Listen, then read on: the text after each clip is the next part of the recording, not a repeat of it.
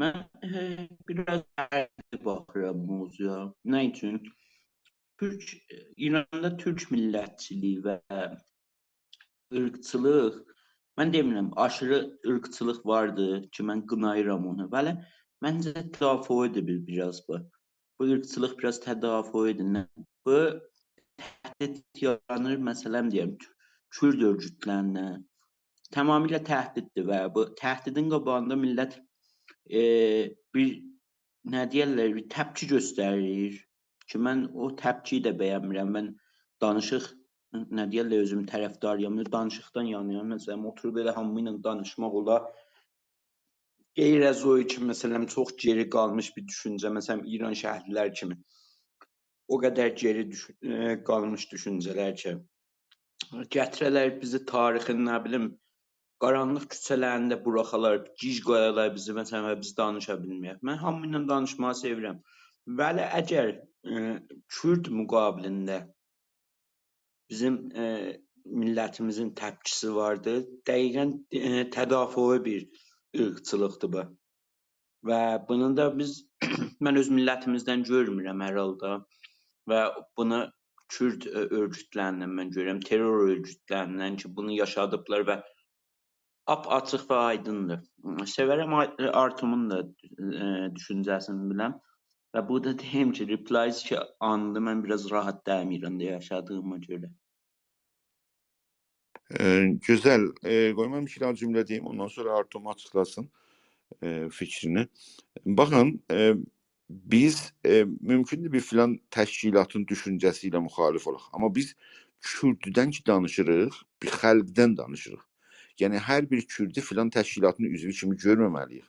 Yəni Kürd deyəndə bir xalqdır. Yəni onda yaşlı var, qadın var, uşaq var və normal insanlar, hamısı ki filan təşkilatın və filan fikrin sahibi deyirlər. Kürdlər də hər millət kimi, türk milləti kimi, başqa millətlər kimi sağdan sola hər türlü insanlar, hər türlü fikirlər və hər türlü təşkilatlar orada mövcuddur. Ona görə biz, yəni o birinin ırqçılığı, burası sizin fikrə toxunuram. Birinin ırqçılığı hətta bizim ırqçılığa səbəb olmamıza nədən ola bilməz. Bu işin sonu olmaz. Mesela deyəcək, biz bir faşist görəcəyik ki, faşisti davranış düşüncəsi var.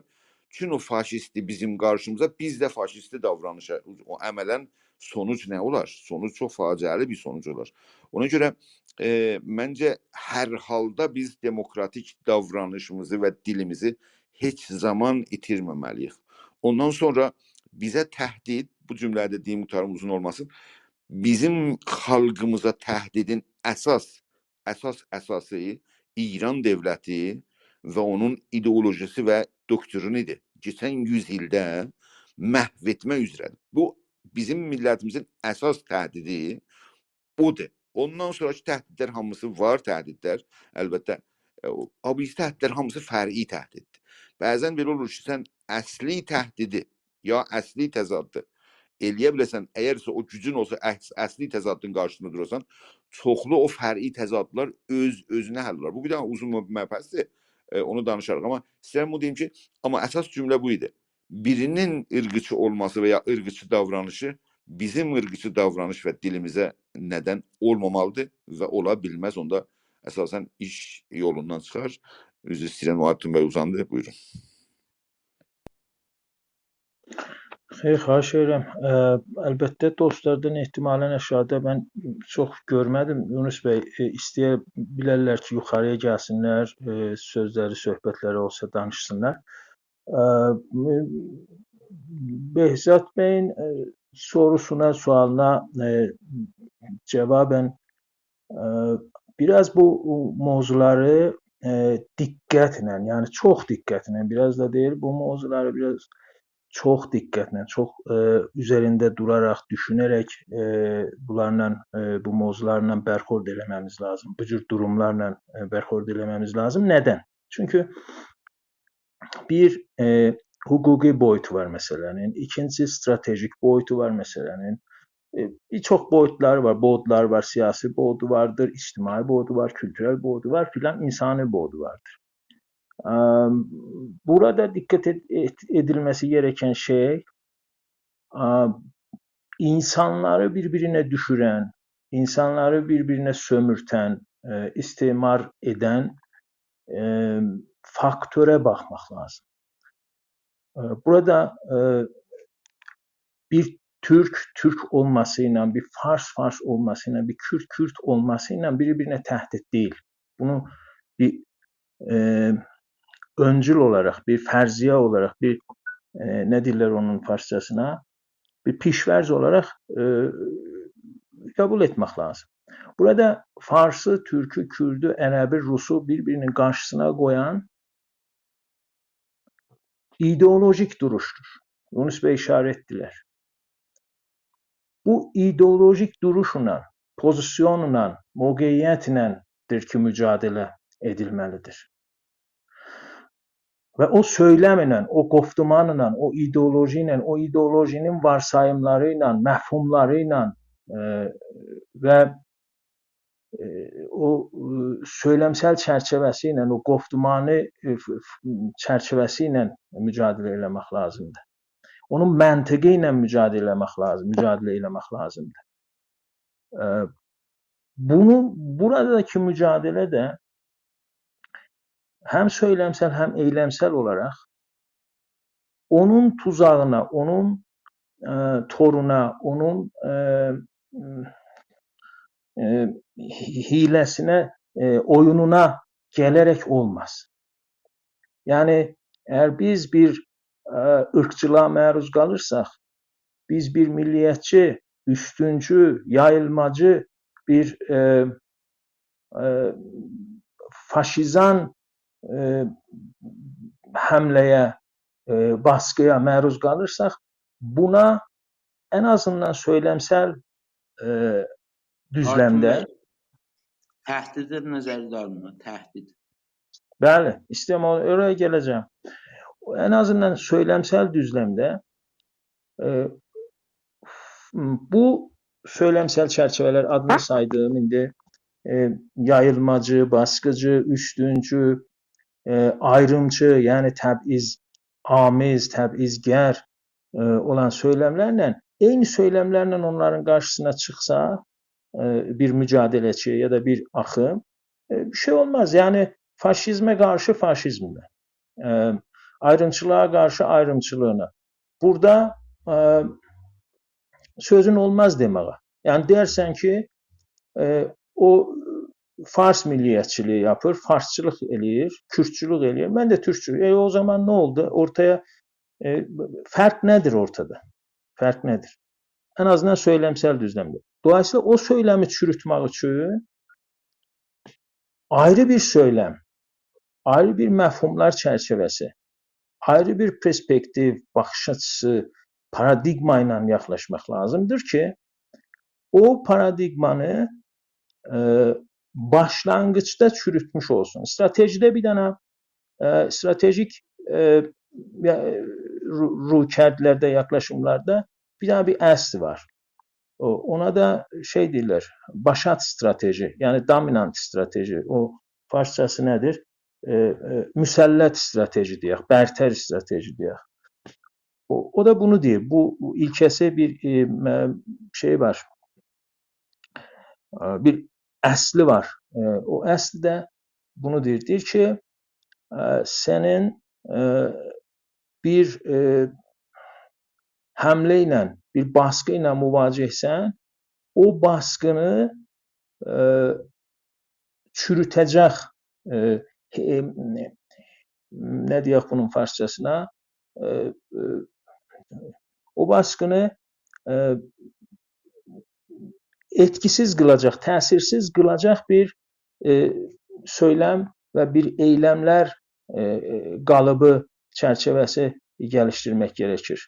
Dolayısıyla burada hər türlü üstüncü, milliyyətçi və ayrımcı söyləmi eşitlik, yəni bərabərlik, təsavi, hüquq təsavisi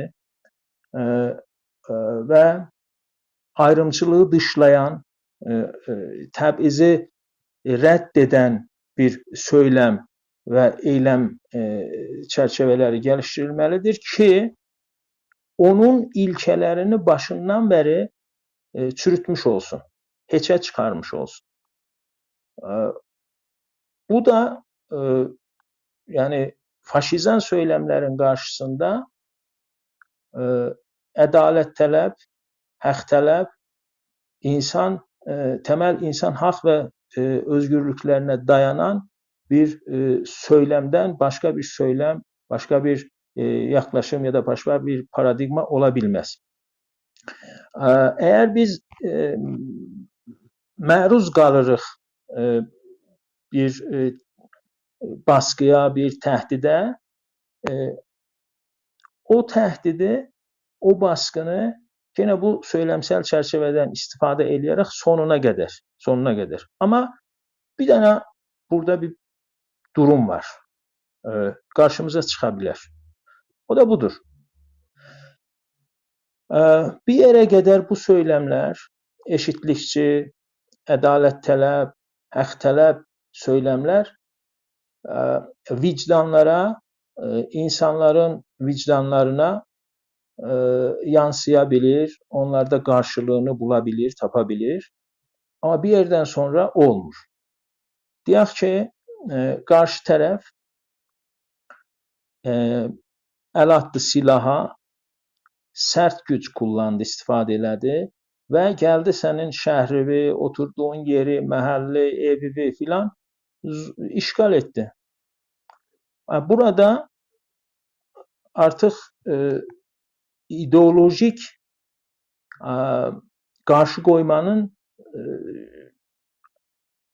ne deyək, o anda ona ideolojik qarşı qoymayla bu məsələ həll olmaz.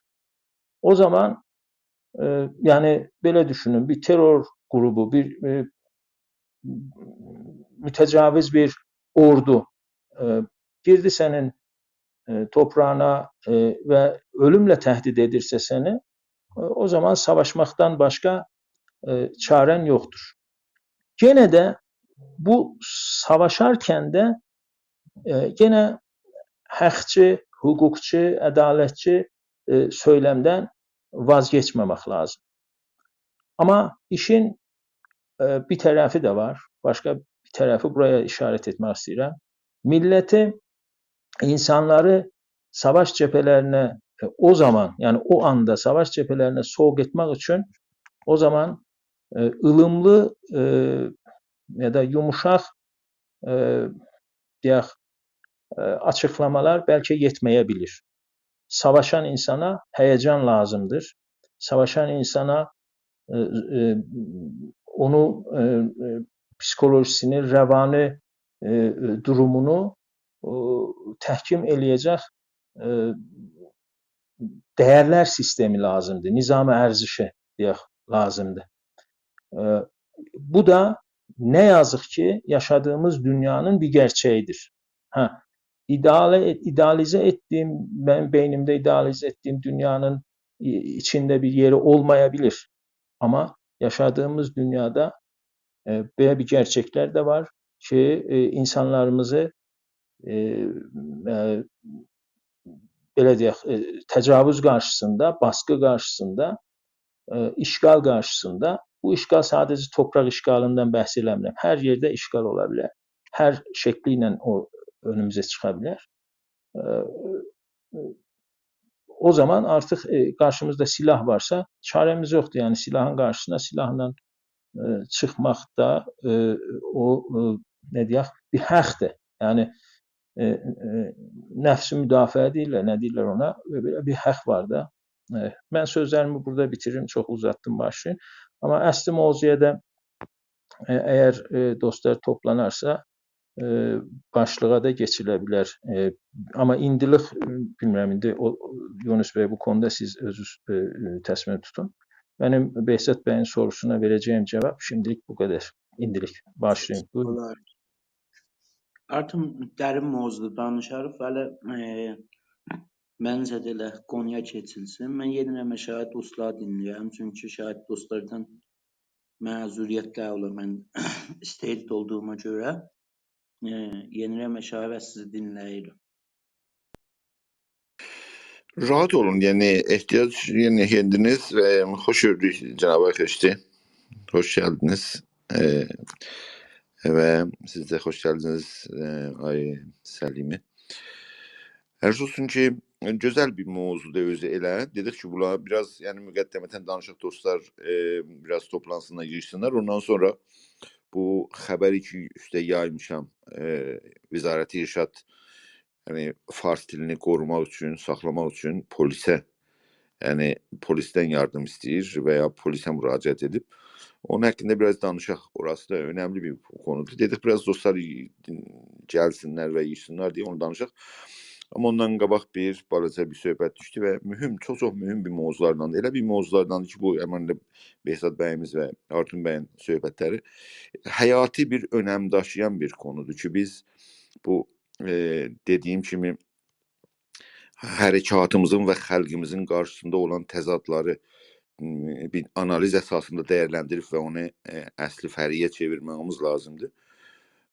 Və bəzən hətta unudulur ki, bizim əsli təzadımız, yəni xalqımızın və hərəkatımızın əsli təzadı bir hakimiyyətdir ki, orada ordusu ilə, sipahı ilə, mədrəsə məktəbi ilə, universitesi ilə, Vizarət-i İrşadı ilə, yəni neçə dənə vizarətxana bu gün İranda xalqların asimilə etməsinə və onları əzməyə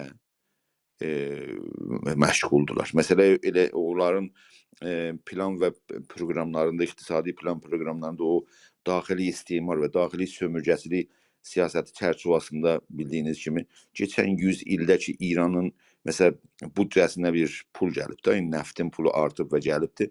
Baxırıq görürük o büdcə haralara xərclənib keçən 100 ildə. Əgərsə İranda paralel o pul xərclənsəydi, yəni İranda o gəlişmə səviyyəsi, ekonomi və sosial və iqtisadi gəlişmə səviyyəsi gərək paralel olaydı və bir olaydı. Amma baxırıq görürük ki, İranın çevrəsində və qeyri-fars xalqlar yaşayan bölgələr fəlakətli durumdadır. Bu daxili istimarın sonuçlarının belə aydın göstəricidir və ondan sonra bu dil və neçə milliyyətli bir ölkədə, bir çoxlucu bir ölkədə bir etnikli və bir millətin hakimiyyətini, iqtidarını %100 sürmə və o büdcəni o millətin milli kimlik, milli tarixinə, milli dilinə xərc etmə, bu böyük bir məsaildir. Təbii ki, bu Artun bəyin sözlərinin sonunda əgərsə bir hücumi məsələ deyək bir milləti məruz qalırsa hücuma, yəni fiziki hücuma, o anıda təbii ki, o ki hücuma gəlir, o birinci, yəni o təzadların birinci dərəcəsinə yüksəlir. Yəni o fərdilikdən çıxır, əsliliyə keçir də, o üçün hücum məsələsidir. Bugün bunu Ukraynada da aydınca görürük. Hər halda gözəldir və ayrışdı, əgərsə söz varsa və ondan sonra Əli bəy. Ayrışdı, söz demək istəyirsiniz, buyurun, ondan sonra söz verə Əli bəyə. Buyurun. Təşəkkür edirəm Sayın Yunus bəy və otağın çıxışçılara və qonaqlara aşağıda. Hər vaxtınız xeyir olsun deyirəm. Topikin əsasında mən də fikrimi bu səviyyədə bildirmək istərdim ki, yəni əminəm hamı bilir ki, ana dili gününün yaranmasının əsası 1959 cəryanlarındandır ki, Pakistan şərqi, yəni Doğu Pakistanda əmələ gəldi, hadisə olundu və yəni bu polis, zorakılıq, ordunu göndərmək ən nəhayət təcəllisidir ki, bir despotik rejim xalqın qarşısında çox insani və mədəni bir istəyin qarşısında çıxa bilər və çıxdılar və belə bir günün yaranmasına səbəb oldular. Təəssüflər olsun ki, bu hakimiyyətlər bunları görə ki, əminəm də özlərinin də xəbəri vardı ki, dünyada bir ana dili günü vardı. Onu görə dəyər ki, vermirlər heç. Dərvağı dallarını çövürürlər beləncə bir günlərə və onu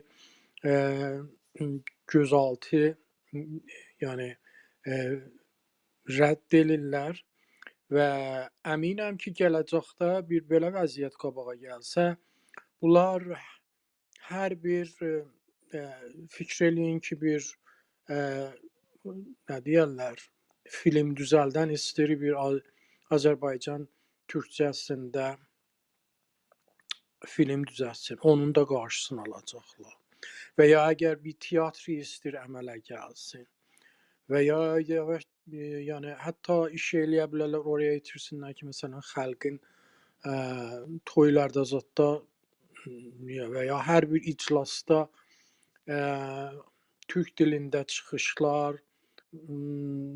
müğənnilərin çıxışlarını, şairlərin çıxışlarını zadın da qarşısına dura bilsinlər. Heç təəccüb yeri deyil. Amma bu təbiidir ki, bunlar səbəb olacaqlar ki, bunların nəticəsi bir baskı ki gətirir. Bu fişar ki yaranır, bu fişar nəticətən bir yerdə, yəni mekanik elmi ilə baxanda bir yerdə özünü buraxacaqdır və özünü benoyi təcəlli verəcəkdir.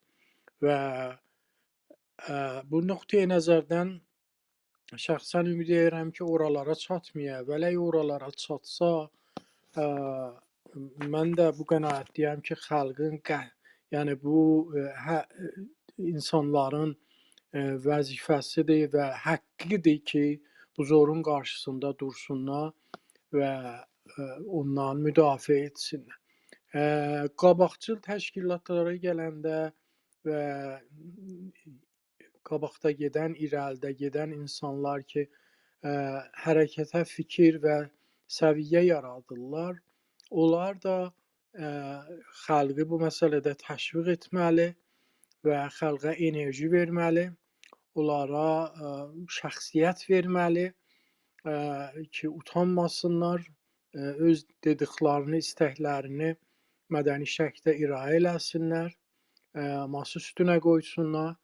Yəni bu fəzai ki yaranır, dalı oturmamasınlar. Çünki dalı oturmaq bais olacaqdır ki, hərəkət zəiflənsin və ümid gələcəyə azalsın. O nöqteyi nəzərdən mən bunun tərəfdaşıyam ki, artıq xalqımız günbəgün bu məsələyə artıq meyilli olsun və irəli getsin və bais olsun ki, bu hərəkət qabağa getsin. Ki, əlbəttə bunun dalısında dünya qanunlarının əsasında, UN-in qayda qanunlarının əsasında bizim sənədlərimiz vardı, onlara dayanmalıyıq. İllət də budur ki, keçmiş rejim ola, indiki rejim ola, hər ikisi də UN-in üzvüdürlər, orada qol çəkiblər və qollarına davam etməlidirlər.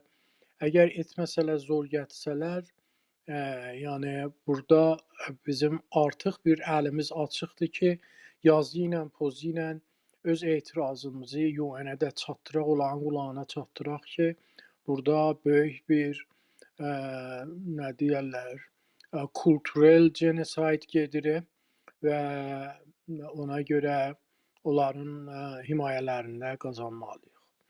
Mən o tağıza görə təşəkkür edirəm. Mənim bundan artıq sözüm yoxdur və bu qədər. Təşəkkür. Qoy mən bir dənə balaca rapor verim bu unvandan. Yəni mən özüm bunun adını qoydum, fars dilinin polis qorumalıdır. Buna bir rapor verim ki, niyə yəni zehnimə gəldi ki, bu haqqda danışaq. Çünki mən özüm istəyirəm balaca bir danışıq hazırlayayım buna. Amma fikir etdim ki, burada fürsətim də vardı. Biraz elə başqa dostlarla danışaq. Biraz da yəni dərinləşək, ondan sonra da lazım olsa danışarıq. Bəlkə də elə bu proqram özü yəni o qədər faydalı oldu ki, ehtiyac yoxdur olmaya danışmağa və bu yayıla. Baxın, əvvələn tarixdə, yəni keçən 100 ilin tarixində İran dövlətinin bu İran dövlət millətinin və bir etno millətə dayanaraq hakimiyyət qurması və tamam sərmayə ölkənin sərmayası, yəni bir millətin özəlliyinə, tarixinə, dilinə, kimliyinə dayanaraq, xərclənərək, həzinə eləyərək başqalarından qopardım onlara yəni o kimliyə yaxmaq. Halbuki əlbəttə bu söz budur ki, yəni ideoloji, yəni tipolojik bu etnik tipoloji baxımından İran rejiminə, İran dövlətinin 100 ildə yəni fars etno kimliyi təmsil edən bir qrup və o sahədə bir iç istimarı, daxili istimarın siyasətini 100 ildə İran xalqlarının, İranda yaşayan xalqların əleyhinə, o cümlədən türk xalqının əleyhinə yürütmüşdür və biz yaxşı bilirik ki, geçən 100 ildə nə faciə bu qeyri-fars millətlərin başına gəlmişdir. Xüsusən türklərin bunu deyirəm, üçün türklərin İranda, hətta belə bu gündə, bugün biraz kuşkuyla, ama geçmişte geniş bir kapasiteye, zərfiyyətə sahip olan bir millət. Yəni değişsin və değişimə səbəb olsun İranda. Yəni belə bir kapasiteye sahip olan bir millət kimi, ama bugün biraz kuşkulu baxıram bu məsələyə ki, acaba bu millət eləyə bilər o değişimə, yəni İranda siyasi değişimə səbəb olsun və İrana gələcək gələcək hüquqda, anayasada düzgün demokratik bir kuralları və istəkləri təhmil etsin. Elə eləyə bilər, bu gücü var. Buna biraz kuşkuluyam bugün, ama geçen mesela məşrutə devrində və ondan sonra da ona kuşkum yoxdur ki, olmuşdu. Mesela fikir edin ki, əgərsə Səttarxan o zaman mərkəzi ordunu yenmişdi və istəsəydi ki, Azərbaycanı idarə eləsin və bir eyalət kimi Azərbaycanı idarə eləsin, mərkəzi dövlətlə anlaşsınlar və vergi filan məsələlərində, amma bir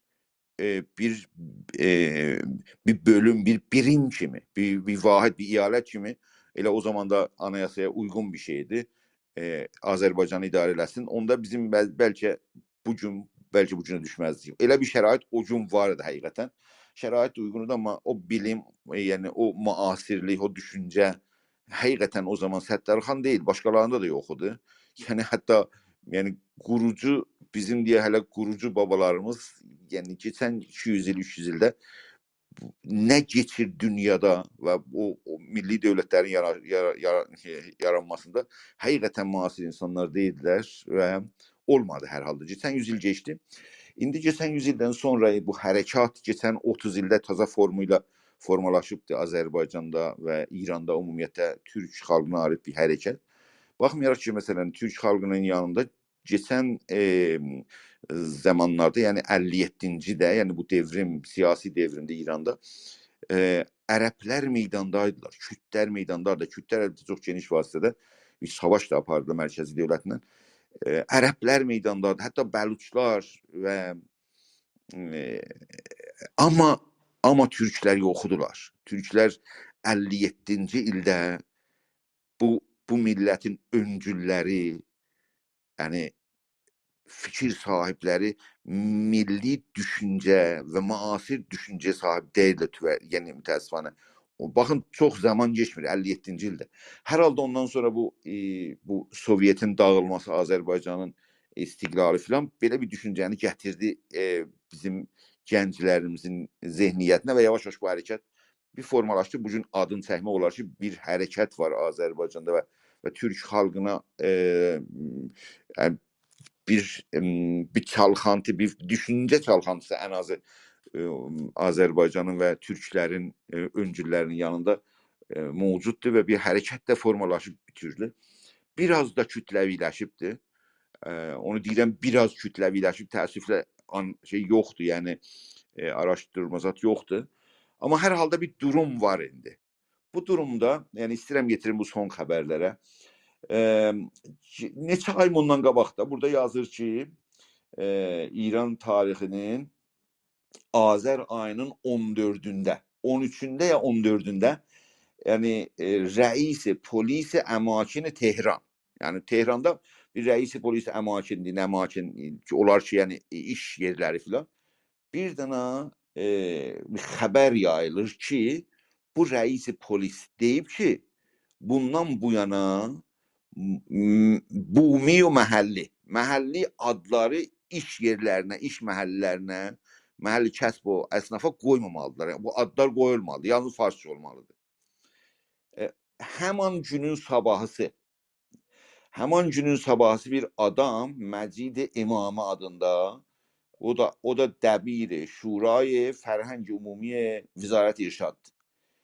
Yani bir bazar günü olur 14 Azərdə. O deyir ki, bu xəbər ki yazıb, yəni o polis, reis polis deyib ki, məhəlli və qeyri-fars adlar yəni iş yerlərinə qoyulmamalıdır, yazır kökündən bunu təkrib edir, rədd edir və deyir ki, belə bir şey yoxdur.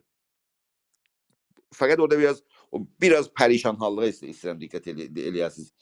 Yəni bir orqan deyir ki, o adlar olmasın, o birisi orqan kökündən onu rədd edir. Ondan sonra bu biraz ara verilir və dünən ya İsra gün yine bir dana xəbər yayılır. Bu mənim ilgimi çəkdi və yəni Vəzir-i İrşad da İrşad Bakanı deyir. Vəzir-i İrşad deyir ki, öz danışığında fars dili gərək qorunmalıdır. Yəni əgərsə qorunmasa düzgün, yəni uyumlu əməl etməsələr, onda polisten kömək istəyəcək ki, polis bunları uydursun və işi yoluna salsın. Yəni nə deməkdir? Yəni əgərsə bir nəvə dükkanının adın, şirkətinin adın, bəlkə uşağının adın, əgərsə məsələ Türkçə, burada yazır adları da, yəni dillərin adını da çəkir. Başqa dillər, qeyri-fars dillərin adını qoyursa, onda onları yerinə qoysun. Yəni polis yerinə qoysun. Məsələ deyə burada gəlir o ki demişdi, o qabaqçı reisi polisi əmakin demişdir ki, o adlar gərək olmasın bumi məhəlli. Bu diqqət edin, o təhqir edici bumi və məhəlli. Yəni Türk dilini bumi məhəlli sayır. Yəni bizim millətimiz, diqqət edin burasına, bu dilin, yəni Türk dili bu gün indi 9 devlət idarə edir. Neçə dənə iyaləti devlət idarə edir bu dil. Bunun adını qoyurlar məhəlli dil İranda. Bu məhəlli dil, yəni yerel dil və yəni bunun əskikliyindən danışırlar. Məsələ gəlib burada Kürdünü, Türkünü, Lorunu da adını gətirir ki, bu adları qoyulmalıdır. İndi gəlir rəsmən deyir ki, yox, o iş olmalıdır və polis qorumalıdır. Əgərsə bir yerdə görsələr bir yerin, yəni bir iş məkanın adı və ya şirkətin adı və ya bir uşağın adı əgərsə qeyri-fars olursa, onun qarşısında dayanmaq lazımdır. Ondan sonra bu xəbəri gördüyümdə bu zehniyyət mənə yəni bu fikir düzəldi ki, əcəba bunlar siz demişkən ay Səlimi qorxurlarmı? Yoxsa yox, hərəkəti hissəliylə baskını artırmaq və daha çox yəni mühasirəyə salmaq istəyirlər. Baskını artırmaq, sansoru çoxaltmaq. Siz fikir edin ki, əgərsə qoymasalar, məsələ tükançılar əgərsə adlarını məsələ deyə Təbrizdə və ya Urmiyədə və ya məsələ Ərdəbildə tükanın adını və ya Tehranda adını qoyur, məsələ bir türkü ad qoyur. Bu özü bir yəni işi, yəni türkçülüyü və ya türk dilini təbliğ etmə mənasına gəlir də, hər halda onun adını türkçə oxuyanda o türk insanı onu görəndə bütünlü bir içində bir duygu, bir hiss yaranır, xoş bir hiss yaranır və bir təbliğ kimi bir şey olur və onun qarşısını almaq istəyirlər. Xüsusən Tehranda. Baxın Tehranda yüzdə indi Allah bilir 60, %65 hər halda, yəni mən onu %50-dən aşağıya vermərəm ki, Tehranın cəmiyyətinin %50-dən aşağısı türk olmasın.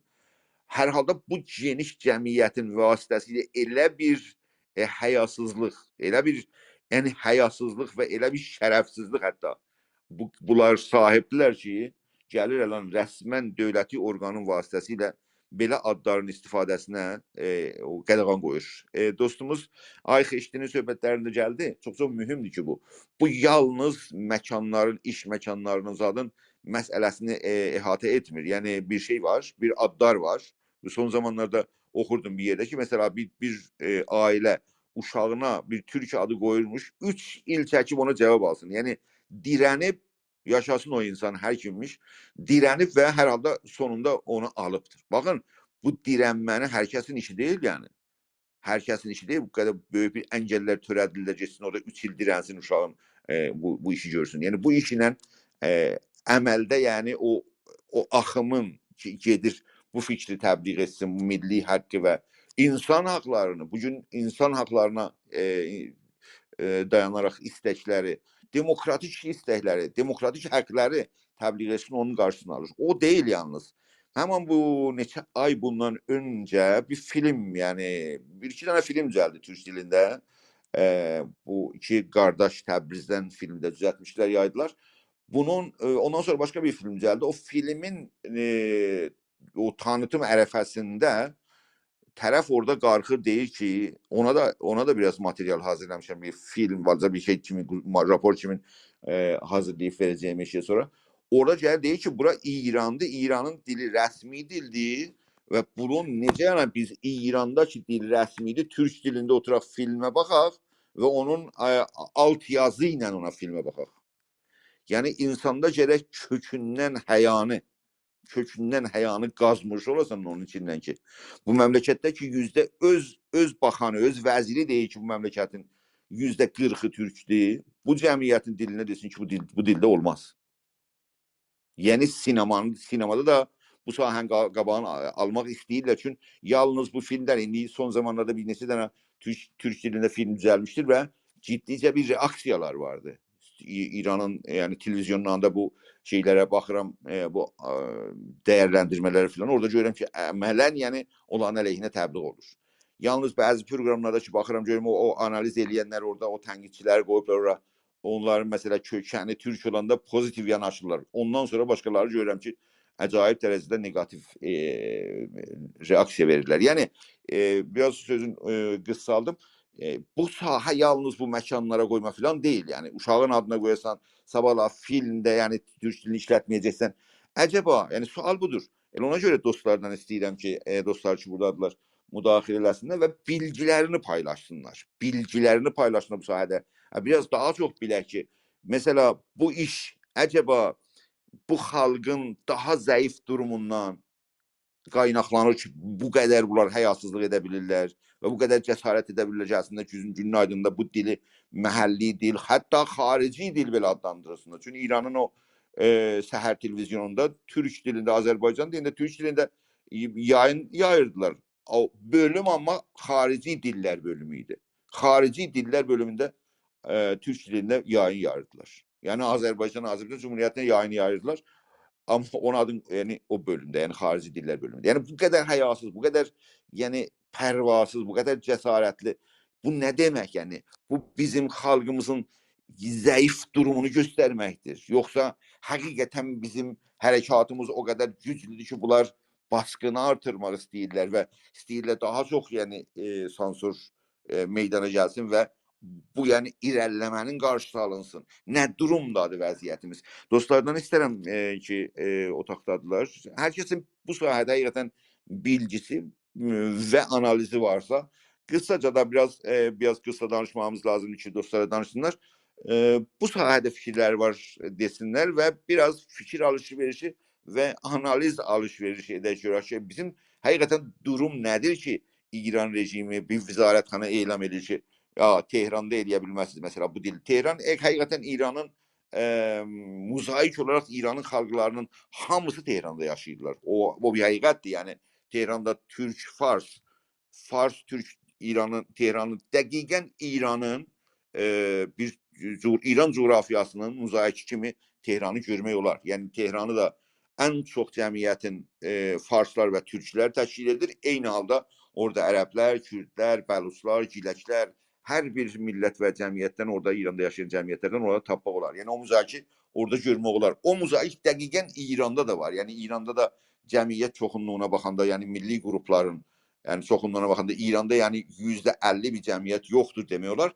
Yəni amma baxanda yəni mesela Türk cəmiyyətinin 40% təşkil edən İran cəmiyyətinin yanında Farslar özləri demişkən, o Həmid Rza Babai demişkən ki 30% Fars cəmiyyət təşkil edir.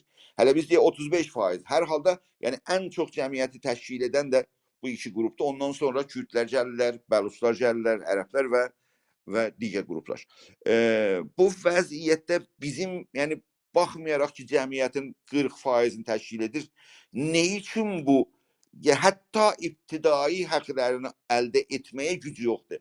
Gücü yoxdur deyəndə məsələ sən gedirsən uşağı və türk adı istəməyə, əgərsə o dövləti orqanlar da bunların hər bir hərəkətinin dalında bir analiz var. Yəni bunların Vizarət İttilaat oturur analiz edir ki, buna izni verin, buna izni verməyin. Buna izni verin, buna izni verməyin. Öyle də, yəni qeyri-fars xalqların məsələsi haqqında ümumiyyətlə Vizarət İttilaat qərar verir və onların əsasında o siyasət qurulur və deyilir. Bunlar görsələr ki, əgərsə güc orada vardı, əgərsə bunun qarşısını alırsa başqa bir hərəkətlər meydana çıxa bilər və təbliğ ola bilər və hətta bir patlayış ortaya gələ bilər, bu işi görməzlər. Yəni sizin dostların yəni analizini necə görürlər? Bizim indi bugün durumumuz, yəni türklərin durumu deyək. Yəni ümumən İranda dəyişikliyə imkan yaradan, həqiqətən demokratik bir dəyişikliyə imkan yaradan İranda bir cəmiyyət türk cəmiyyətidir. Yəni bu türk cəmiyyəti əgərsə mənim düşüncəm budur. Türk cəmiyyəti əgər elə öz kimliyinə dayanaraq meydanda olursa, onda o birisi xalqlarda istər istəməz Kürdlər, Bəluslar, ərəblər filan istər istəməz o cibhədə duracaqlar və İranda məsələn gələcək, məsələn İran rejimi dəyişiləndə gələcək bu müəssis məclislərdə orada bir çoxunluq təşkil edə bilər. Amma Türk cəmiyyəti, Türk milləti bu arada meydanda olmursa gələcək, yəni demokratik dəyişiklikdə İranda görməsi də biraz yəni çox çətin, çox zor görünür. Yəni Türk xalqı elə bu varlığı qədər %40% deyək məsələn, %40 əgərsə məsələ gələ bilsə İranda gələcək məclisə o qədər güc olsa, təbiətən ciddi bir dəyişikliyə İranda inanmaq zor olmaz. Amma bu durumda ki sən uşağının adını qoyamısan, 2 film türkçə düzəldəmirsən, türk dilində film düzəldə bilmirsən, dükkanının, məkanının adını bunu qoyamırsan, bu nə deməkdir? Bizim hərəkatın müəyyən dərəcədə zəfini göstərir, ya onun qüvvətini. Bu sayədə əgərsə dostların fikri varsa eşitməyə gözəl olar. Eşidər biraz da yəni qıssada yəni biraz elə olsun ki dostlar gəlsələr orada fürsət olsun. Amma əvvəl Artun bəydən başlayacağıq. Ondan sonra əgərsə istəsə cənab Xəşti danışacaq, ondan sonra dostlar iki istəyirlər əllərini qaldırıb təşvik etsinlər və bu sahədə fikir alışveriş edək. Çox sağ olun. Artun bəy. Bəli, təşəkkürlər. Tekrar yeni qatılan dinləyici və istəyicidə olan dostlara salamlar, sayğılar və sevgilərimi söyləmək istəyirəm. Mən Yunus bəy, bu otağın qurulmuş olan bu otağın aparılmasında belə deyək, düzənlənməsində bir önərim olacaq, əgər qəbul eləsəz o şəkildə eləyək. Mən düşünürəm ki, bu məsələ 3 dəqiqə, 5 dəqiqə məsələsi deyil, hər kəs gəlsin, nəzərin versin. Bunu bu şəkildə eləsək necə olar formatını? Sunumu olan birisi sunumunu yapsın, irayəsi varsa bir 5-10 dəqiqə. Ondan sonra onun ətrafında ya suallar və ya mövzular, başqa mövzulara da, yəni mən topiklə ilgili deyirəm, buradakı bu başlıqla ilgili. Çünki mən 2-3 dəqiqəyə sığdıracaq bu nəzərin nədir? Yox, rahat olun, rahat olun. Yəni mən onu dedim ki, biraz yəni sunum məsələsi fərqlidir və sizi burada yəni nə qədər lazımdırsa onu danışın. Dostlar, baxacaq, yəni onu biraz riayət etmək üçün dedim. Dostlar gəllə danışmağa bunun devamını dedim. İndi məqsədim indi deyildi. Məsələ sayı çoxalsa biraz qısa danışaq, sayı az olsa uzun danışaq. Belə də devam edərsiniz. Buyurun, necə lazımdır devam edin. Tamam, çox təşəkkürlər. Mən istəyirdim bir kapsamlı bir bu mövzunu sosyolojik açıdan yani dilin yeri nedir bir toplumda, bu diller niye meseleleştirildi ve bu hadise ki biz bundan karşı karşıyayıq, üz üzeyik, bu hadise nedir? Bu hadisenin arkasında olan o olgu ya da pədide nedir? Yani hadiseler silsilesini oluşturan o olgu nedir? Fikirlerimi dostlarla paylaşacağım. Onun için ilk başta bu hadiseden başlayarak, yani analizimde izleyeceğim yöntem induktif yöntem olacak. Yani bu ne diller buna? Tümevarımsal, yani cüz'üden külle giden bir yöntem olacak. Bu hadiseden bir külle doğru bir analiz vermek istiyorum. Ondan sonra sözlerimi bitireceğim. Bu bir dili korumak. Bir dili korumak, burada da İran'da bu Fars dilini korumak, özellikle de Tehran'da Fars dilini korumak diye bir hadise var. İrşad Bakanı da çıkmış bunu açıklamış, demiş ki bundan sonra polise müracaat edecek ve polis bu işi qabağa aparacaq. Bunun icrasına müdaxilədə bulunacaq, icra edəcək bunların aracılığıyla, bunların gücüyle, yani batım gücüyle bu işi icra edəcək. Bunun arkasında olan bir olgu var. Nedir o olgu? 19. yüzyılın sonunda, 20. yüzyılın başlarında bizim de bu yaşadığımız coğrafyada, belki de siz dediniz, örgütlenme, toplumların təşkilatlanma, toplumların idaresinde önemli bir o shift paradigm deyirlər də İngilizce'de, bu paradigmatik bir değişim oldu.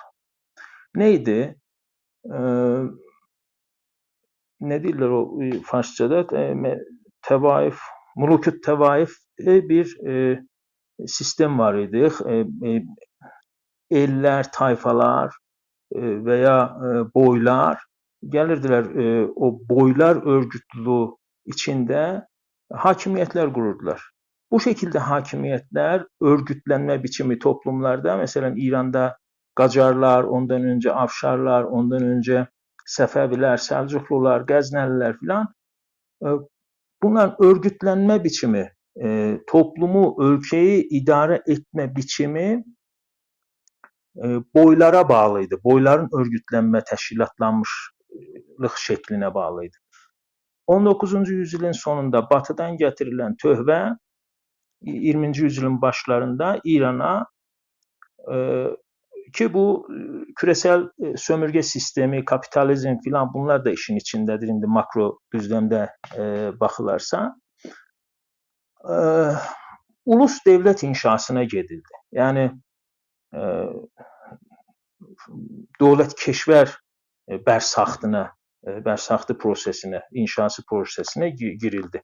Xarici ve küresel güçlerin de etkisi var idi burada.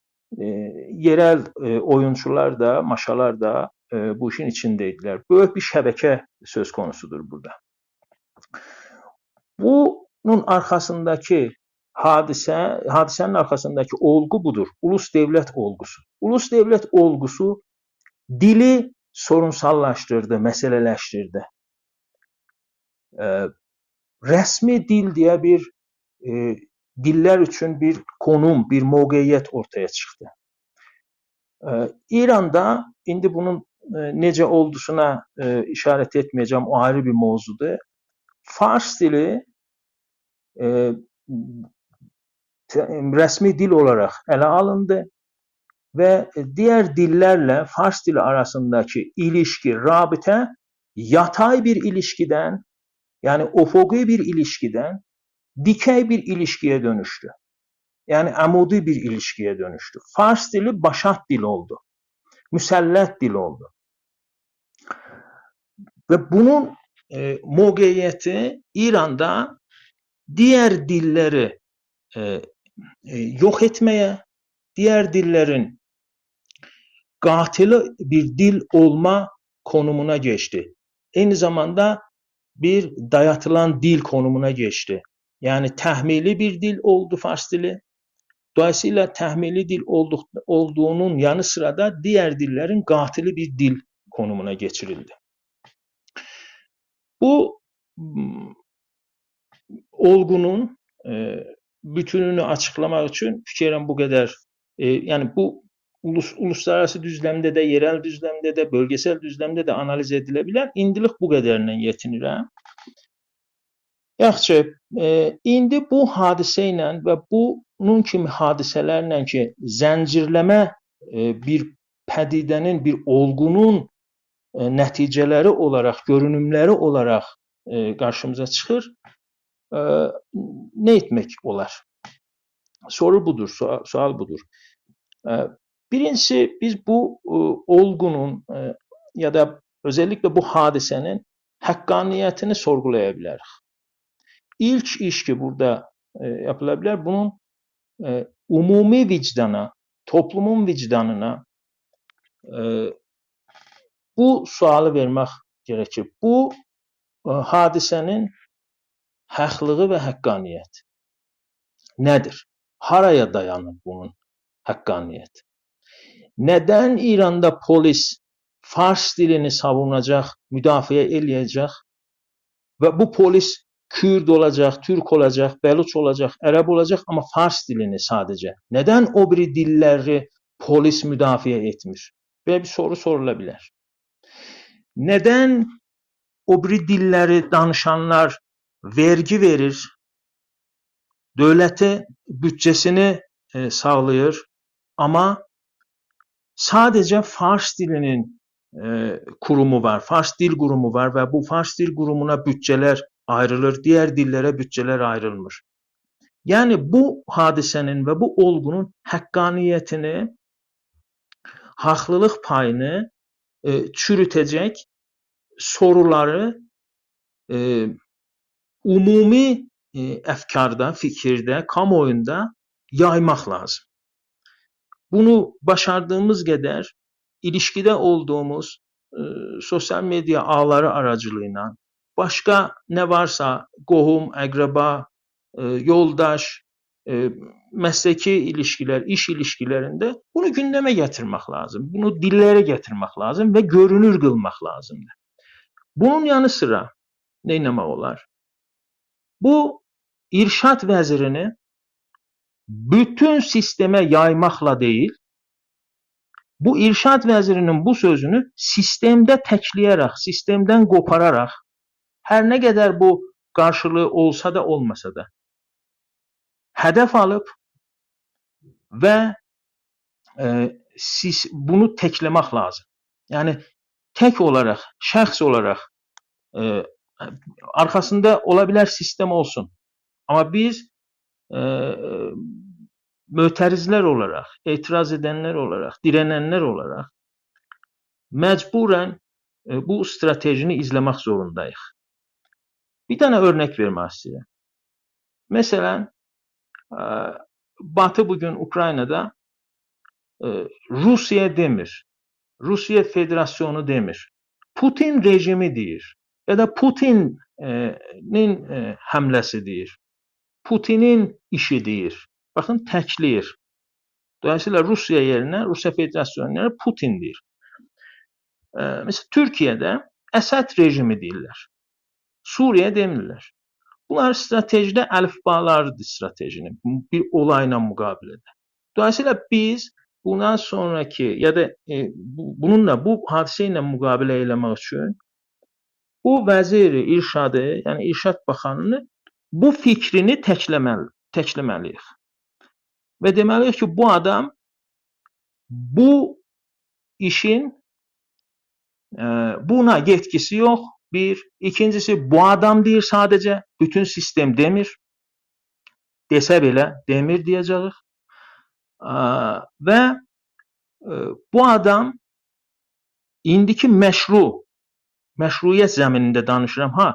İran'ın sınırları dışında, ne bileyim, Toronto'da, Kanada'da, Stockholm'da oturup rahat istediği şekilde ideal bir idealize edilmiş şeylerini, fikirlerini rahat deyə bilərlər. Amma mən İran sınırları içində məşru zəmində neynəmək olar? Buraya vurgu yapıram.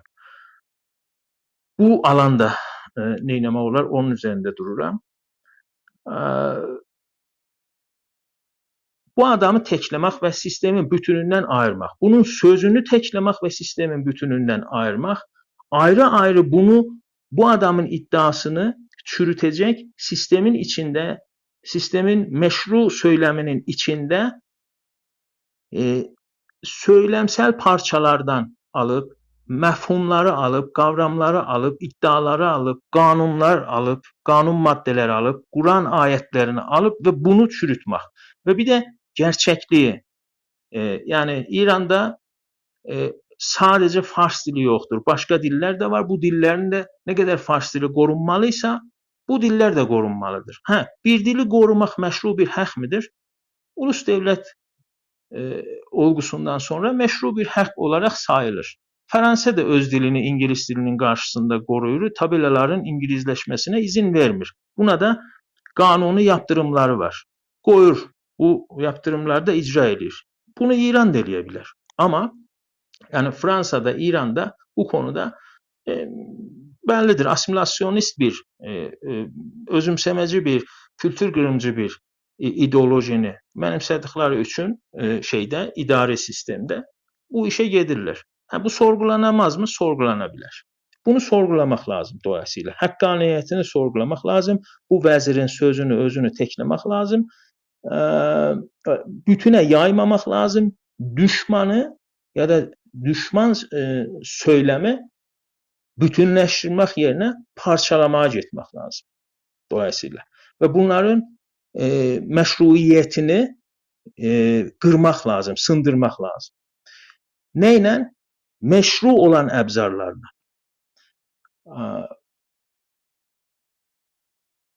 Bu birinci mesele. İkinci meselede elbette bu sözü kısalıram ki diğer dostlar da danışacaklarsa gelsinler fikir alışverişine burada girişsək daha yaxşı, daha verimli olabilir. İkinci mesele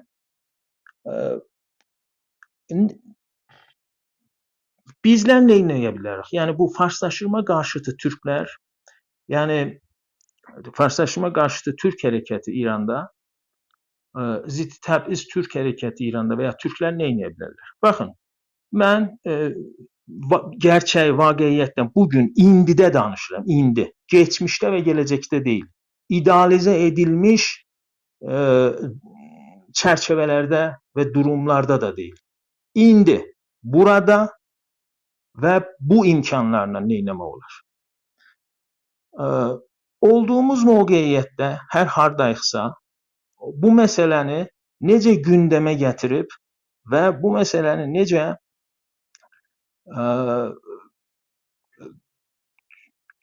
çürütülmesine ya da hakkaniyeti olmadığına katkı sağlayabiliriz. Buna baxıram. Əlimdə bir dənə məqalə işləyirəm indi. Bu məqalənin başlığı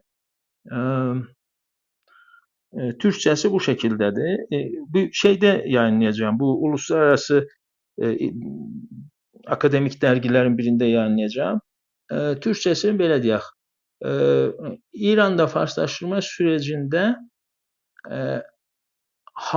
içtimai hafizə yıxımı ve inşası süreçleri. Mənim üçün verimli bir veri oldu. Alacağım bu verini, koyacağım o məqaləyə. Diyeceğim ki İran'da bellek yıkımı, hafıza yıkımı ve inşası, reconstruction diller İngilizce'de, yeniden inşası, yeniden bersahtı şeyine buyurun. Günümüzde bile İrşad Bakanı çıxır ve diğer dilleri öldürmek, diğer hafızayı tarihileri öldürmek, hafızayı içtimaileri öldürüp bir hafızayı içtimaini inşa etmek için bu da bunun verisi, kanıtı, ispatı. Bunu da 4-5 tane akademisyen okuyacak, okumayacak, o da ayrı bir mesele. Akademik dünyada ben savaştığım bu cephede, bu səngərdə bunu bir malzeme olarak alıp istifade edeceğim ve üstünlükçü, yayılmacı Fars milliyetçiliği söylemini akademik cəbhədə, səngərlərdə məşruiyyətini, həqqaniyyətini çürütmək üçün. Tehrandakı nə edə bilər? Tehrandakı, əgər mən Tehranda yaşasaydım, bilmirəm, yəni dükanım olsaydı, biri gəlsəydi, mənim dükanımın adını polis çopu gücü ilə şeyləsəydi, yıxsaydı camını, nə bilim, tabelasını, onu raporlaşdırardım, şikayət elərdim. Gedərdim bu məhkəmələrə baş vurardım. Məhkəmə hüquq deyək ki, bitdi. Bunu uluslararası beynəlmiləl məhkəmələrə və ya mediatik yapardım. Media aracılığı ilə, indi media bizim əlimizdədir, deyildir, bu da ayrı bir məsələ. Nə qədər əlimiz çata bilir, yetişə bilir. Bunu yaymaq gerekir. Dolayısıyla bu fikri və bu zehniyyətə sahib olan kəsimləri bütün cəbhələrdən, bütün əlimizin çata biləcəyi imkan daxilimizdə ola biləcək imkanları səfərbər edərək bu zehniyyəti yıxmaq, qırmaq, sındırmaq və yox etmək uğruna oturduğumuz yerdə bu an tək olsaq tək, təşkilat olsaq təşkilatımızla, ya da dostlar qrubu olsaq dostlar qrubumuzla, məsləyimizlə, işimizlə, əlimizdə nə gəlirsə, burada bunu o şəkildə çürütməyə çalışmaq gerekir. Bir dənə də son cümlə, Yunus bəyin sorusuna bir not aldım, ona da bir qısa bir cavab nitəliyində bir cümlə söyləmək istərəm. Farslaşma qarşıtı Türk hərəkəti İranda mən doktora tezimi çalışdım. 5 il bunun üzərinə araştırma yöntemim də grounded teori yöntemi olduğu için, yani bunun İngilizcesi grounded teoridir, Türkçesi temelləndirilmiş Kur'an değil de Farsçasını bilmirəm. O yöntemi istifadə etdiyim üçün biraz uzun süreli bir şey olaydı. Bekləyəydim, görəydim. Yani pilot çalışmalar vardı, onları test eləyəydim filan. İranda mənim gözləmim, mənim o çalışmamda, mütaliəmdə İranda farslaşma qarşıtı Türk hərəkəti mikro düzləmdə atomize edilmiş fərdlərin və ən fazla kiçik qrupların hərəkəti sayıla bilər. Dolayısıyla mikro düzləmdə, sosiolojik analizdə mikro düzləmdəki bir hərəkətdir. Yəni mezo və makro düzləmdə bir hərəkət olaraq nitələndirilə bilməz, mahiyyətləndirilə bilməz. Nədən? Çünki sürəyənliyi olan, tədavümü olan təşkilatlara sahib deyil. Gündəm dəyişdirə bilən, etki gücü ola bilən, etki ajanları ola bilən bir hərəkət deyil. Baxın, burada oturmuşuq, təpkisəl bir toplantıdır bu. Biri sıxmış, bir iş görmüş, biz ona tepki veririk burada. Öz karınca kararımızca. Yani yapabildiğimiz kadarıyla. Dolayısıyla bunu demək istəyirəm. Masko var, Pareto var və başqa sosiologlar da var. Amerikayı yenidən kəşf etməyə gerek yok. Olan bir söz var. Deyirlər ki, örgütlü azınlıq örgütsüz çoxunluğu yönətər. Dolayısıyla %40 deyirik İranda. Bu %40 başka bir örgütlü azınlığın etkisi altındadır, örgütlenmesi altındadır. Ve bu %40 atomize bir %40'tır. Atomlaştırılmış, tekleştirilmiş bir %40'tır. Bunlar molekulleşenmemiş. Molekulleşenmemiş %40 sadece sayı olarak %40'tır. Bu sayı olarak %40'ın bir etkisi yok mu? Vardır tabii. Bunun da bir etkisi vardır. Ama karşımızda örgütlü bir azınlık var. Fars milliyetçiliği, üstünlükçü, yayılmacı Fars milliyetçiliği söylemini mənimsemiş mezo ve makro düzlemlerde örgütlü bir yapı var. Uluslararası düzlem ilişkiler düzleminde, bölgesel ilişkiler düzleminde ve ülke içindeki ilişkiler düzleminde, içtimai rabiteler düzleminde bu maşın bu örgütlü maşın, bu təşkilat işləyir. Buna qarşı nə etmək mümkündür? Bu da ayrı bir mövzudur ki, Əli bəy də üstündə çox durdular. Ona da mənim bir fikirlərim var, amma bu qalsın sonraki oturumlarda ya da toplantılarda danışılar. İndilik burada nöqtə qoyum. Çox danışdıysam da bağışlayın, başınızı ağrıtdıysam. Buyurun Yunus bəy, mikrofon sizdə. Çok güzeldi Hartun Bey. Sizden sual vereceğim. Dostlar gəlməyiblər yuxarıya danışmağa. Ona görə bəzi suallar var vereceğim. Elə biraz dərinləşirik burada. Yəni yaxşı oldu. Siz yəni elə bu analizin yönlərini gətirdiniz ora ki, lazımdır ki, yəni bu sual buydu ki, nə səbəbdən bugün yəni İranda rəsmi olaraq biri çıxır meydana və deyir ki, siz İranda olan mövcud dilləri də təbii hər kəs söz bilir dil nədir. O dilləri məsələn məkana qoymaq, uşaq adına qoymaq və ya məsələn film filan bu yəni əməldə gəlsin bir şey versin, bir polis müdaxilə versin, ya belə bir şey olursa onun qarşısı alsın. Bu cəsarət yəni. Mən onun adını qoydum həqiqətən həyasızlıq üçün onlar yəni vicdansa o ki bu işi görür və bilir ki İranda bunlar bu hər hal bu dillərdirlər. Məsələn İranda və hər xüsus Tehranda məsələn türk dilinin məsələn məkanlara adını qoyma və ya o türk dilindən istifadə eləməyə qadağan qoyma həqiqətən həyasızlıq istir və onlar yəqinən bunu bilirlər və bilə-bilə bu qərarı vermişlər. Gəldik oraya yetişik. O yaxşı bir sonuca vardınız. Orada biraz yəni dayanmamız lazımdır ki nə edək? Həqiqətən o mühüm bir şeydir. Nə edək?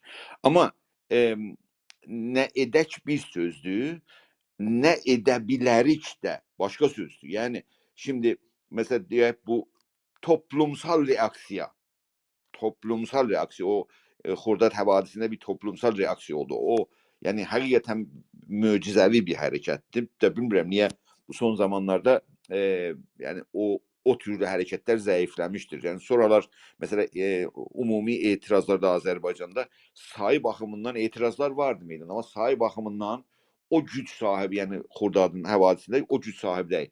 Mesela deyək media sahəsində sizin doktora tezinizdə ilə hərəkatın üstündə çalışmışsınız, özünüzdə adını çəkdiniz, ümumiyyətlə gedişatı çalışmışsınız. Burada bir araşdırma filan var mı? Mesela bugünkü durum nədir yəni? Acaba bu polisin bu reaksiyalarını siz özünüz necə görürsünüz? Fikrinizi böyle bu dediğiniz kimin bu atomize durumumuz yerinde kalır mı? Niye soruşuram? Bu çok mühim məsələdir ki, bizim aktivistlərimiz ümumiyyətlə bəzilərində belə bir zehniyyət var ki, yox, məsələ bitmişdir. Bu 40%'dən ki danışırıq. 30 milyona, bəzən də deyilir 30 milyon, bəzilərdə 40 milyon deyir. İşim yox. Amma bu deyir ki, bizim bu 40%, %40 varımızda o bizimkidir yani. Ve hatta birinden yani özüm yani bu kulağımla benim kulağıma deyip ki biz çoxdandır İrandan ayrılmışıq. Bak çoxdandır İrandan ayrılmışıq. Fəal şərait qabağa gələcək bu iş gerçəkləşəcək. Ona görə istəyirəm biraz yəni bir real olaraq ayağımızı yerə qoyaq. Çünki bu real olma çox həyati məsələdir bu strateji seçimində. Yəni hər kəs öz aləmində, yəni şəxsi, fərdi aləmində bir stratejiyə yaxınlaşmalıdır. Bu strateji, bu zehniyyət nə qədər gerçəkçi olursa, o qədər gerçəkçi strateji güclənir və o qədər gerçəkçilər bir-birinin yanında dura bilirlər. Ona görə o cəhətdən bu əhəmiyyətlidir ki, bugün siz bu hərəkətin güclərini harda görürsünüz? Yəni bu işin bu indi bu saat ki bu iş olubdu. Buna reaksiya deyirsiniz belə olma. Amma nə olubdu? Niyə reaksiya nədir bu hərəkət içində deyə içəridə də işdə də elə fərq eləməz. İşdə reaksiyalar nədir? Kim nə yazıb, kim nə edib, kim hara müraciə eləyib? Məsələ deyə belə bir təşkilat var müraciə eləsin bir orqana, beynəlmiləli orqana, hüquq bəşər orqanına bunu məsələ mətrəh eləsin. Ya içəridə bir reaksiya qabaqcalar mesela bu 10-15 yıl bundan qabaq reaksiyalar biraz güclü idilər. O şey vardı, bilim yurdu. Öğrenciler ki üniversitedeydiler ve okurdular ve bir təşkilat düzəltmişlər. Onlarda bir güclü bir reaksiya gücü ve hərəkət gücü vardı. O içeride asla görüşmür. Durumu necə görürsünüz? Yəni gücümüz hardadır? Bu hərəkətin gücü biraz realcə elə biz toxunaq da indi getmiş ora biraz elə patolojiya baxma kimin biraz dəqiqləşək görək güc hardadır və biz bilsək güc hardadır, oradan hərəkət eləsək daha çox gəlsəksə hərəkət edə bilərik. Yəni ki, fikr eləyək, çox gücümüz var, amma meydanı hərəkətdə bir şey görünməsin. Buyurun. Dostlar, üzr istəyirəm danışmadan. Əvvələn dostlara salam ərz edeyim hamısına, xoş gəlmisiniz. Mən biraz naşiyəm otaqda idarə eləməkdə. Bu bəlkə ikinci dəfəm ola. Birinci dəfə lap o başlanğıcda belə bir vəziyyət, yəni bir saat, 2 saat bir balaca proqramda oldum. Ondan sonra heç zaman bu cür idarə eləməmişim qrup saat. Ona görə məni bağışlayın biraz burada, yəni problem olursa. Hər halda dostlar ki, maraqlıdırlar. Bu sahədə elə biraz dərinləşsinlər və fikirlərimizlə paylaşsınlar. Təşvik gətirsinlər, əllərini qaldırsınlar və fikirləndirsinlər.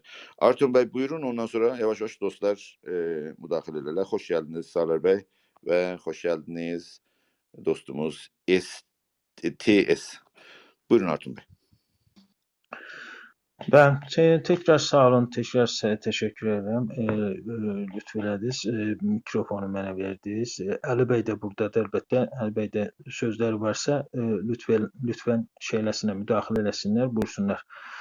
Əlbəttə, üzr istəyirəm danışır. Əlbəttə, Əli bəy, ittifaqın bu sözlərin biraz da elə, yəni bu suallar ki verdim, bu suallar da Əli bəyin sözlərindən almış bir suallardılar. Əlbəttə, özümün də suallarımdı, amma ümumiyyətlə Əli bəy bu gün qaldırdılar, ona görə verdim. Əlbəttə, sözləri olsa, yəqin ki, mikrofonları səsləndirərlər və danışarlar. Buyurun.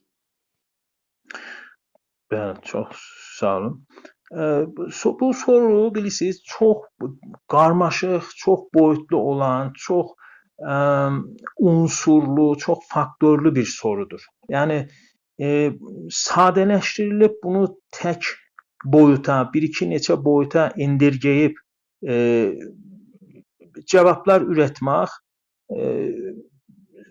şeydir, rahatdır. Yəni belə deyək. İcazə verirsiniz, mən biraz da sual birinizə dəqiqləşdireyim. Yəni ona görə siz bu sual verirsiniz, bu düzdür, biraz genel oldu. Məqsudum buydu ki, bizim mesela bu hərəkətin media sahəsində nə reaksiya elə bilər? Hangi medialarımız var? Mesela təşkilatlar, siyasi təşkilatlar, sivil toplum təşkilatları nə var? Mesela son zamanda bu, mesela bir dənə hərəkət meydana düşdü. Mən o Farsi. Həqiqətən gözəl bir iş oldu. Güzel, yəni çarpıcı bir meydana çıxdı və sağ olsun o dostlar ki bu hərəkəti yola saldılar. Mesela bu belə bir, yəni uğur qazanan hərəkətlərə zəmin necə yarana bilər? Fikrinizdə bir şey var. Məqsud, yəni faktik bir məsələlərə dayanmağa daha çox fikrim vardı, dayanasız. Yəni umumi analiz verəsiniz. Buyurun. Bəli, xahiş edirəm. Elə son örnəyi verdiniz, ondan hərəkət edirik. Baxın, 2 nəfərin fikri idi. Bir nəfər birisinə, 2 dostlar. Biri birisinə deyir, belə bir şey başlatmaq istəyirəm. O da deyir, yaxşı, başlataq. Başlatırlar və bu tutur. Dolayısıyla toplumsal hərəkətlərdə bunun qarşılığı var. Özellikle yeni toplumsal hərəkətlərdə bunlara spontan eylemler deyirlər. Yəni spontan birdən-birə, bəklənmədik. Elə bir şey eləysən, ya tutar, ya tutmaz. Çoxluca bu cür işlər görülür. Bunların %99'u tutmaz, biri tutar ve bu cür etkili olar. Ama mesela bunun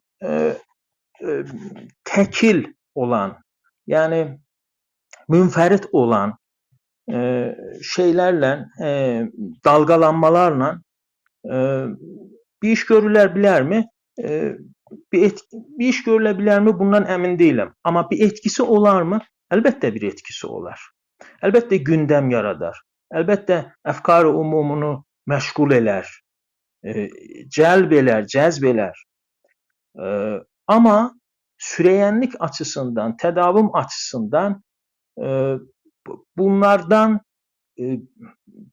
bir üst, bunlardan bir ayrı levelə, səviyyəyə geçilməsi gerekir ki, sürəyən olsun. Bilirsiniz, sürəyənlik və istikrar bir hərəkətdə önemli bir faktördür o hareketin başarılı olmasında. Ama bu kimin tekil, münferit girişimler hareketin görünürlüğünü arttırır. Bir hareketin görünürlüğü de yenə də o hərəkətin başarısına bir katkı sağlaya bilər. Ama sualınıza gelince medyamız yoktur.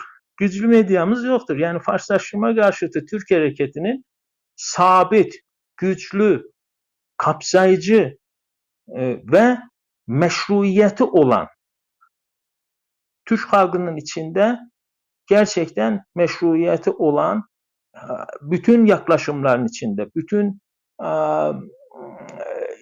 necə deyək, farklı amaçları güdən örgütlənmişliklərin içində ya da akımların içinde meşruiyeti olan ne yazık ki kapsayıcı bir medyaya sahip değildir bu hareket. Parçacı olarak var. Misal için televizyon kanalları var 2 tane. Başka radyolar var.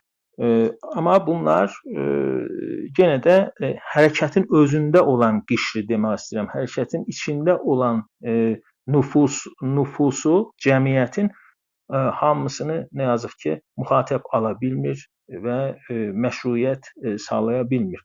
Dolayısıyla medya bizim en güçlü ayağımız bizim deyəndə hareketin en güçlü ayağı olabileceği yerde ne yazık ki bazen tam tersi parçalayıcı ve bütünleştirici olması yerine parçalayıcı rollerde oynadığına şahit olmuşuq son illərdə. Cəsarəti hardan alır Yunus bəy? Mən fikir edirəm ki 2 tane faktör var burada bu vəzir kimin düşünənlərin cəsarəti. Bir, bu cəsarəti aldıkları qaynağın biri cəhalətdir.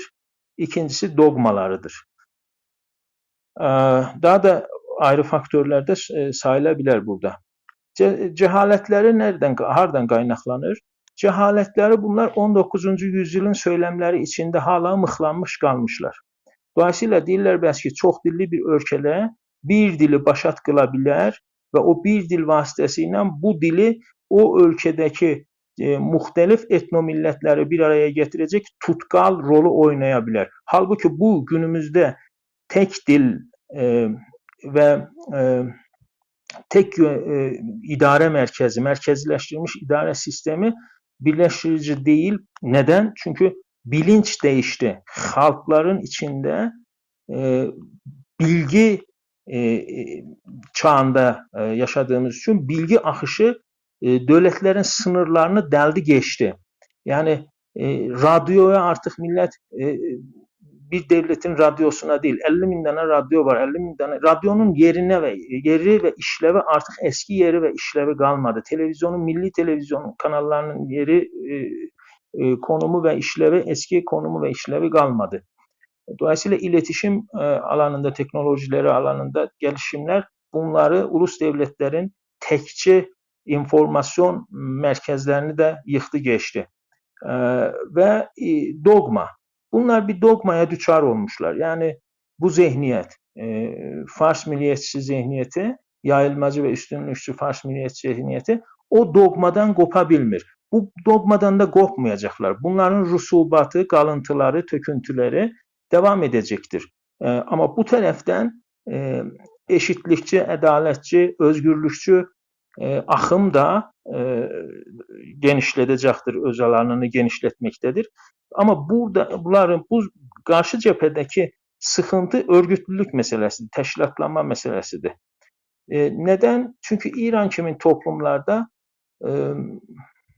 sivil toplum olmadığı için, medeni camia olmadığı için medeni ve sivil toplum kuruluşlarının olmayışı da bu tekçi zihniyetine, tekçi baskıcı gücüne karşılaşmakta en önemli zəfiyyətlərdən birini oluşturur. Notlarıma baxıram, birləşdirici unsuru dedim. Tepki neden yok? Necə bir tepki verilə bilər? Bakın niye o örnek de verdiniz? Öğrenci teşkilatları var idi, orada içeride başka teşkilatlar vardı. Mesela ben 90'lı illerde Azərbaycan Mədəniyyət Ocağı var idi. düzenli olaraq heç olmasa ayda bir toplantısı olardı. Təbrizdə, evlərdə olardı. Başqa şəhərlərdən də gələrdilər. Ya da biz gedərdik Urumiyədə, Ərdəbildə bunun paralel şəkillərini oluşturardıq. Ne yazık ki indi bu tip örgütlənmələrə də zəmin qalmadı. Onun da yerini, zəminini kaygan yaptılar ve insanlar oradan daha çok zarar görmeye başladılar ve ya da bir şekilde başka unsurlar da işin içine girdi ve bu şekilde örgütlenmeler olmadı. Ama başka şekilde örgütlenmeleri görmek olur. Mesela az önce örnek verdiniz. Sinemada, tiyatroda, düşünce otakları. Oradaki meşru zeminin içinde bu şekilde eğer örgütlülükler var olsaydı indi bu vezirin bu sözüne peşman ederlerdi. Ama örgütlülük yine vurgulayıram iki boyutu. Hem söylemsel örgütlülük hem de eylemsel örgütlülük, aktörler arası, oyuncular arası örgütlülüğün olmayışı bu cesareti verir bunlara. Üçüncü şey de budur. Yani karşı tarafta bir tane de şey olabilir. Dördüncü ben cehalet, dogma ve karşı tarafın örgütsüzlüğü. Bir tane de başka bir şey. Tamam örgütsüzdür. Atomizedir. Ama aynı halde sayısal olarak ve görünürlük olarak gittikçe artmaktadır. Bu da onları korkudur. Bu da onları düşündürür. Çünkü indiye kadar alışık olmadıkları, adet eləmədikləri bir, görmədikləri bir olayla karşı karşıya gelirler. Bu da ürkütür onları. Ne olur dedirdir onlara. Ne olacak bizim halimiz? Yani alışmışlar ya, normalleştirmişler. Yani üstten bakacaklar. Her şey Farsça olacak. Bu memleket ele Farslardan ibaret imiş. Bu şekilde bu zihniyet çatırdamaya başlayır. Kırılmaya başlayır ve bu zərbələri aldıkça bunların, bu zihniyetin daşıyıcısı insanlar, bu vəzir kimin çıxıb bu cür ağıl dışı ve hatta birleştirici değil, ayrıştırıcı bir söylemle, eylemle sanır ki o eski aygıtlarla, eski tüfeklerle, diyək, silahlarla yeni savaş biçimine ve bu savaşta kullanılan yeni silahlara karşı keserli ve geçerli olacağını düşünürler. Ama ben başarılacağının düşüncesinde değilim.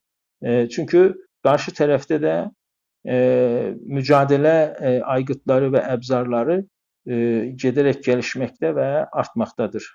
Uzattıysam başlayayım. Buyurun mikrofon sizə. Teşekkürler Artun Bey, yorulmayasınız. Ben fikirlərim ki, yaxşı oldu bu sual cevap. Benim zihnimde yine bazı suallar var, size vereceğim devamında. Dostlarımız danışsınlar. Fikrim bunda biraz daha derinleşme olur, yaxşı olur onda. Yaxşı, siz gözləyin mənim suallarımı. Suallarım hazırdır ama dostlardan sonra vereceğim. Herhalde bir başlayaq. Salar Bey, buyurun, siz danışın. Çok teşekkür ederim Yunus Bey, Artun Bey ve bütün otaqda aşağıda üstdəki dostlara selamlarımı sunuram. Arz olsun xidmətinizə, mən qısa çünki cəmaat çoxdur və qol deyirlər. Mən siyasi boyutuna bunu işarə edəcəm bu məsələnin, çünki o cür akademik mənim savadım yoxdur. Məsələn, camiəşünası baxımından, rəvanşünası, mən siyasi boyutuna işarə edəcəm. Yunus Bey, buna bu cəsarəti verən bizim birinci növbədə manqurt satqınlarımızdır. Məsəl üçün. Ələn baxın, əgər sabahları bir dana ittifaq düşsə, bu həyata geçilsə, o pastar, bəsici ki, indi orada Niruy Nizamidir, gələcək adamı tutacaq, məsəl üçün deyəcək, sən ne fars danışsan. Sual buradadır. Aya bu adamda vicdan vardı ki, məsələn, fərzən özündən soğuşsun ki, bu adam nə istəyir ki, mən bunu tuturam, döyürəm, vururam, filan edirəm. Yəni o pastor bəsici. Və bəzi vaxtlarda söhbət olanda biz məsələn xaricdəkilər söhbətin dibinə gedəndə daxildəkilər deyirlər ki, ağa siz məsələn bəzi sözlər danışmayın. Çünki biz buradayız. Bizim məsələn canımız xətərə düşür və o adamlar da ki, bəsici pastor oldular, çörəkdən ötürü gediblər. Yaxşı. Mən də sual soruşuram adamlardan. Aya sən çörəkdən ötürü gəlib öz millətini, öz nənə bacını öldürəcəksən? Sualdır da.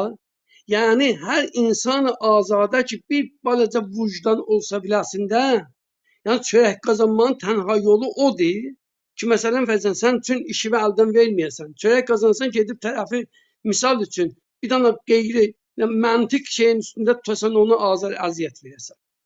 Baxın, tarix boyu siz məndən də yaxşı bilirsiniz, bu olub da olacaqdır. Bir millətin ki 1000 il, 100 il yox ha, yazı formasında dili olmasın, o dəlgəç fars, panfarsist. Mən dəlgəç deyəm, həqiqətən dəlgəç. Bir dəqiqə. Sarlar Bey, bir dəqiqə.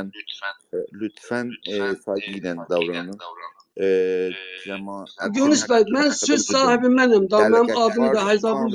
Bir dəqiqə fəqət. Dəlgəç fars bir ırqçı ifadədir. Lütfen, yəni saygıyla davranın. Bir başqasına bu... Geri qalmış fars. Yaxşı oldu. Yox, geri qalmış insan ola bilər, deyə bilərsiniz. Amma fars kimlə danışırsınız? Biraz, yəni... Yunus bəy, mən fars deyəm, panfarsdan söhbət gedir. Bunu hamımız bilirik. Onu panfars deyin. Onda panfars deyin. Tamam. Bəli, deyirəm da panfars. Panfars. Yaxşı, dəlgəç panfars. Nə bilim, geri qalmış panfars. Vaxtı gəlir bu zadı atır ortaya. Bizimkilər də qanmaz, ya qana. Buna gəlirlər, bekol deyirlər, möhrü təyid vururlar. Sual buradadır. Nə üçün? Niyə? Mən vaxtı deyəm, bir millətin ki, 1000 il yazı formasında dil olmasın, o fars ona gözünə cürət versin. Həm dilin yoxdur ki, hansı dildən danışsan. Baxın, söhbət bundan gedir. Başa düşdünüz? Muntaha sual buradadır. O adamlar ki, gəlirlər bu azər əziyyətə bizə verirlər, həmən bizim o manqus satqınlarımız, aya bunlarla nədir bərxud olmalıdır? Aya biz bunlara fəqət durub baxacağıq, işiz olmasın, danışmayın, çünki bunların işi vardı, işin əldən verər, zamanı hələ gələndə nə bilim danışarıq, neynəməliyik? Mən sual eləyəm sizlərdən, neynəməliyik bu insanlarla, nə cür bərxud eləməliyik, nə cür danışmalıyıq, hansı ifadələri aparmalıyıq bu ünsürlərin qabağında. Baxın, Yunus bəy, siz şahidsiniz Sueddə, həttəmən yadınızdadır. Buranın şəxsi əvvəl Monasalin adında xanım, yəqin ki yadınızdadır, çıxdı televizyonda danışdı, bir dənə lobbe ağzından bir şey atıldı eşiyə. Dedi, tamam Kosovodan gələnlər burada oğurludular. Niyə o sözü dedi? Çünki bir dənə Kosovalı, 5 dənə Kosovalı gedib burada oğurluq eləmişdi. Həttəmən ki yadınızdadır. Sonra bunu bilirsiniz, burada azadə insanlar nəticə dadqaha çəkdilə bilərsin, televizyon qabağında, sorgu sualı çəkdilər. Tərəf gəldi, üz istədi. Hanı və indi bu faslar ki, versilər, roşənfik, hələ mən tazə roşənfiklərindən danışıram, aydınlanır. Hani vardı ki, bu etiraz eləyələr? Əgər varsa siz deyin, mən bilmirəm yəni. Mən inanmıram. Onun üçün bu teyfinlə bərxud eləməyə həqiqətən mən sual verirəm sizə. Bexüsusən mən deyəm, farsi, panfarsisti bırakın. Bizim bu geri qalmış manqus satqınlarımız şimdi teydadı da az deyil. Bəsici pastor olublar. Bunlarla neynəməliyik biz? O hansı bəqol deyirlər, haqqı özünə bir iki kəlsin cəmaatı tutsun, oyda salsın. Bəqol özün nəminən üstündə, calib deyil, öz ana dilinin üstündə. Neysə də mən bundan artıq sözüm yoxdur. Bu qədər ümid eləyəm ki, mənim o sualıma da cavab vermiş olasınız. Mən gedim aşağıda qulaq verim siz. Çox sağ olun. Teşekkür Sarlar Bey. Arz olsun ki sizin danışığınızda yani dikkat edin, Güney Afrika'da bir ırkçı rejim vardı. Yani biz o ırkçı rejimin uyguladığı siyaset ve o umumiyyətdə o qərər rəngli insanlara, qərələrə orada çoxlu insanlar naagahlıqdan hər halda o vəziyyətə inanmışlar və hətta o cürə devam edirdilər. Burada yəni normal insanları veya normal insanlarımızı deyirəm, normal insanlardan danışıram. Birinin yaxasından yapışmaq olmaz. Orada məsələ müəyyən bir agahlığa ehtiyacı var. O ağahlığı da məsul olanlar, ağahlığı olanlardılar ki, deyə bilərlər onu intiqal versinlər. Biz onda məsələ filan manqurt da deyil veya filan paslar da değil. Biz milyonlar insan ki hani acdılar, susuz isteyen ağahlıq acıdılar, susuzdular. İstəyirlər ki, bilsinlər nə geçir. O qədər insan var ki, sən o ağahlığı verdirsə və gücü aldıqca o cibhəni zəiflədəcəksən. Yəni sən düşmən cibhəsini onların ünsürlərini aradan aparmaq deyil. Öz ünsürlər və xalqı ağah etməklə ola geriyə oturmağa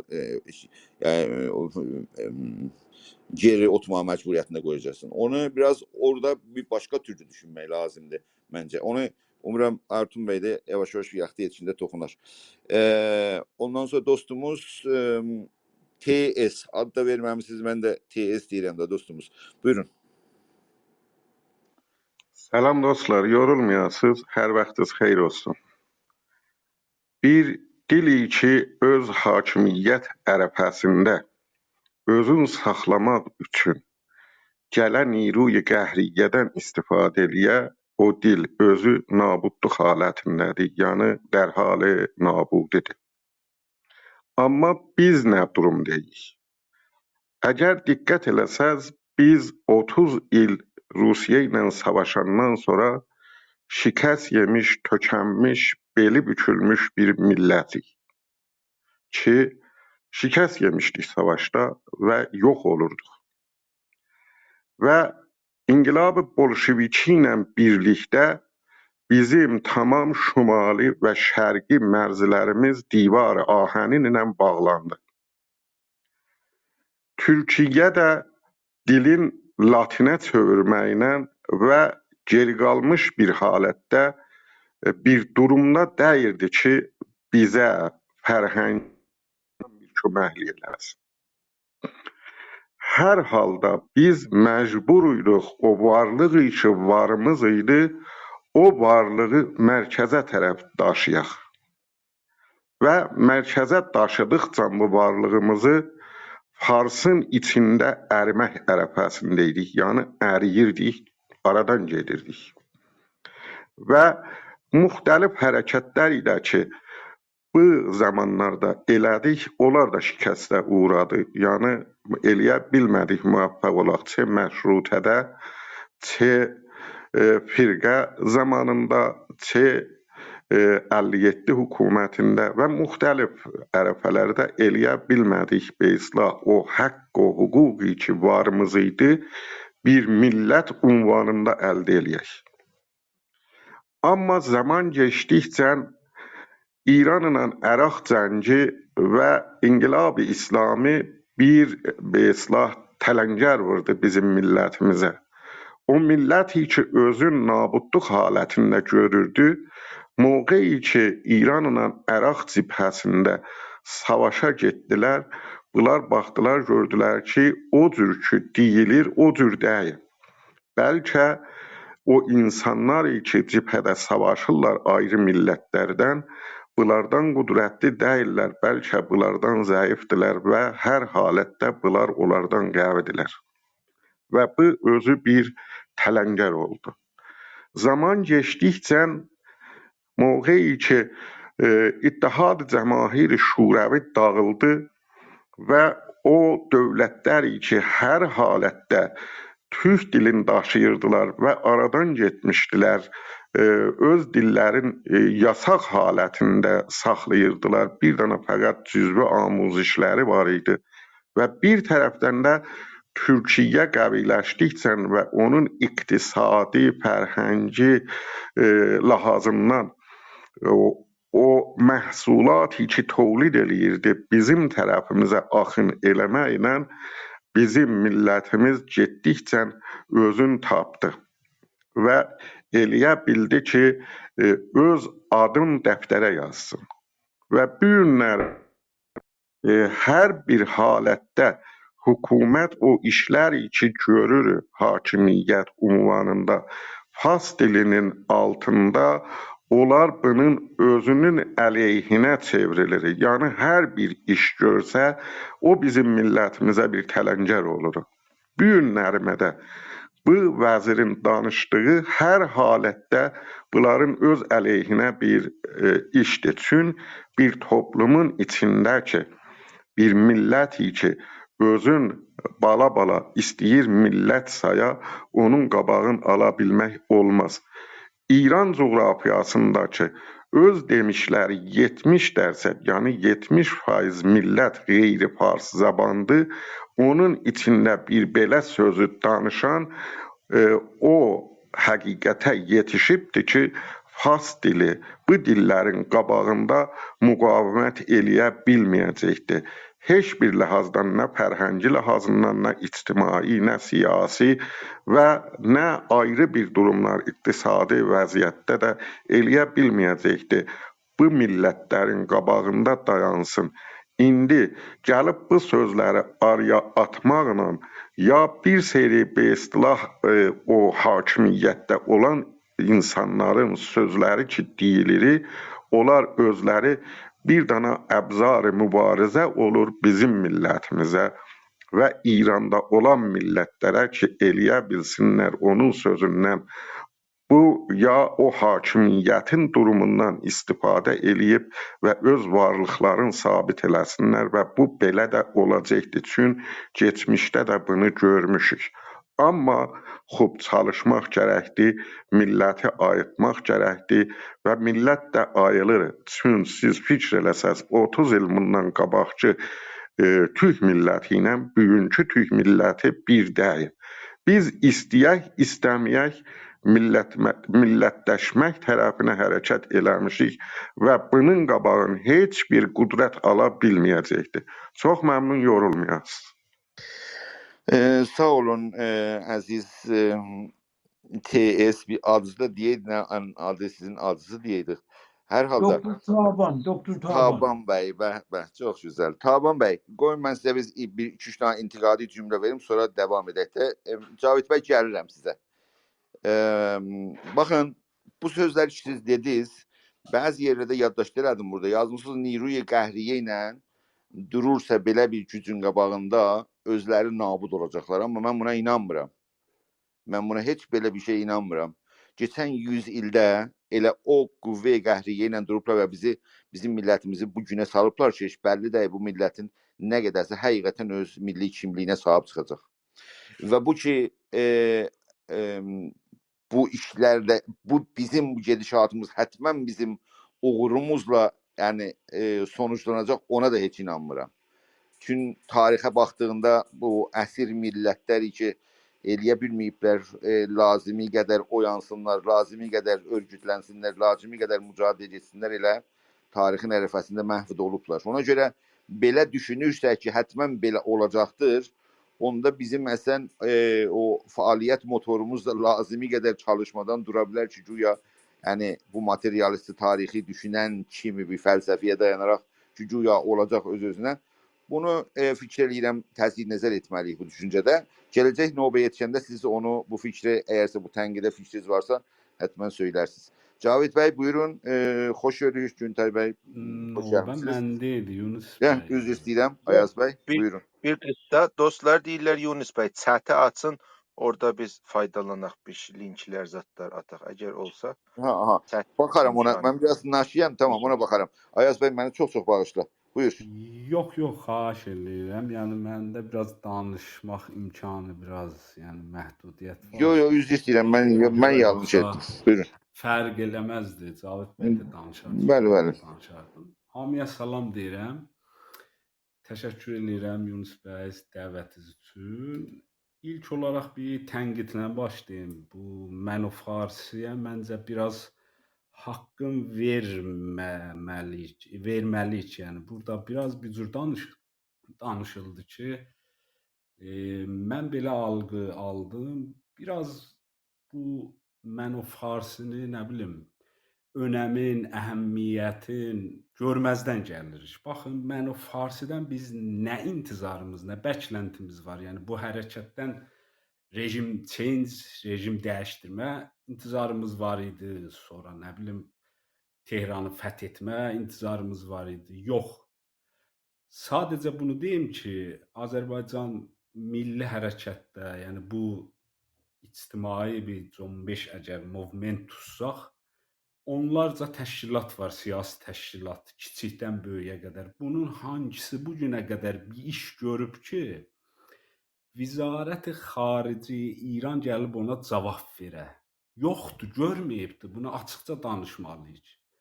Bu qədər təşkilatlar, bu qədər liderlər, bu qədər iddialar var. Mən o Farsi hashtag qədər bunlar iş görməyiblər. Bu açıqdır, aydındır. Yəni bunun o şey eləyək, da haqqını verək. Bir də ki, bu 2 nəfərin işidir, birdən-birə oldu. Mən qatılmıram ona. Yəni xəbərim olduğu qədərilə bunun arxasında bir düşüncə olub, nə bilim bir 3 aya qədər çalışılıbdı filan bəhman və çoxlu insanların burada qatqısı olubdu.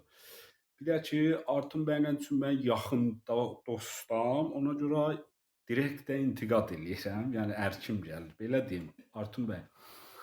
Bu yeni toplumsal hərəkətlər təbii mənim alanım deyil, amma bunu mən bir Türk siyasət bilimcisi, səhv eləməsəm İhsan Akbaş adında doktor, yox İhsan Kurtbaş adında bir siyasət bilimcisi kitab yazmışdı. Mən onun kitabını oxumuşam. Bir qolay bir bilgim var. Yəni siz gəlib əgər yeni toplumsal hərəkətləri belə xülasə eləsək, biri odur ki, lider yoxdur bunda. Yəni klassik halətdən çıxır da bu şey. Bütün kəsimlər gəlir ona qatılır. Məsələn, klassik halətdə nə bilim təbəqi xaricərin özünün bir cümbüşü var, movimenti var idi, nə bilim qadınların özlərinin, amma yeni toplumsal hərəkətlər teorisi bunu iddia edir ki, liderlər artıq həsf olub dünyadan və təbəqə, kəsimdə həsf olub və bir cümbüşdə hamı gəlib qatılır və bir şeydə, necə deyirlər, bir amacın doğrultusunda qabağa gedirlər. Əlbəttə buna irad da çoxdur. Mən özüm də yəni bunu bir postmodernisti qiraət görürəm və o qədər də qəbul eləmirəm, amma buna girməyəcəm. Amma Artun bəy dedilər ki, mən o Farsini, yəni yeni toplumsal hərəkətlər açısından tənqid ya eleştirmə yapırlar və buna deyirlər ki, məsələ sürəkliliyi yoxdur. Sürəklilik gələndə yenə də biz qayıdırıq toplum, yəni klassik hərəkətlərə qayıdırıq məncə. Yəni əgər iştibah deyiləsəm, Artun bəy açıqlar və bilgiləndirər. Yəni burada biz mən o Farsini gəlib istəyirik ki, yeni toplumsal hərəkətlər açısından mərcək altına qoyaq, zərrəbin altına qoyaq, amma ona o irad ki tuturuq, klassik toplumsal hərəkətlər açısından irad tuturuq. Yəni burada biraz mənə mövzu qatışdı, yəni. Bunu demək istəyirdim və Artun bəyin də nəzərini bilmək istəyirdim. Son olaraq da bu Vizarət İrşad, Vəzir İrşaddır, kimdir gəlib deyib ki, farscanı əsləhə ilə, nə bilim, çomaqla, zatla biz yəni yürütəcəyik və onun hörmətin, ehtiramını saxlayacağıq. Baxın, bu bir tərəfdən sevinməli bir şeydir. Yəni bu məşruiyyət məsələsində bir yəni iqtidar hegemonisi nə qədər əldən versə, nə qədər məşruiyyətin əldən versə, əl atar əsləhəyə, ya yalın gücə, lüt gücə əl atar.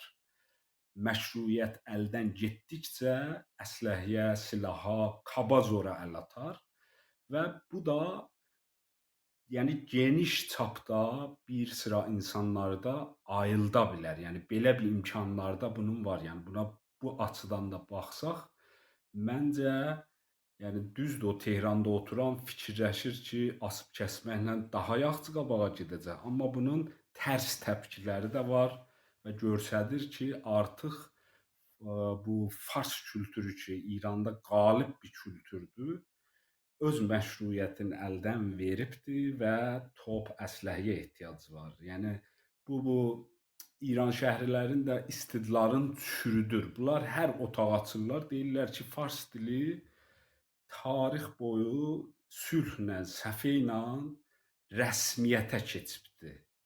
Doğru, fars dili tarix boyu olmuş, amma rəsmi dil olaraq bu bir məğlətədir. Rəsmi dil bir modern bir şeydir ki, Rza Şah zamanından bu tərəf olubdu.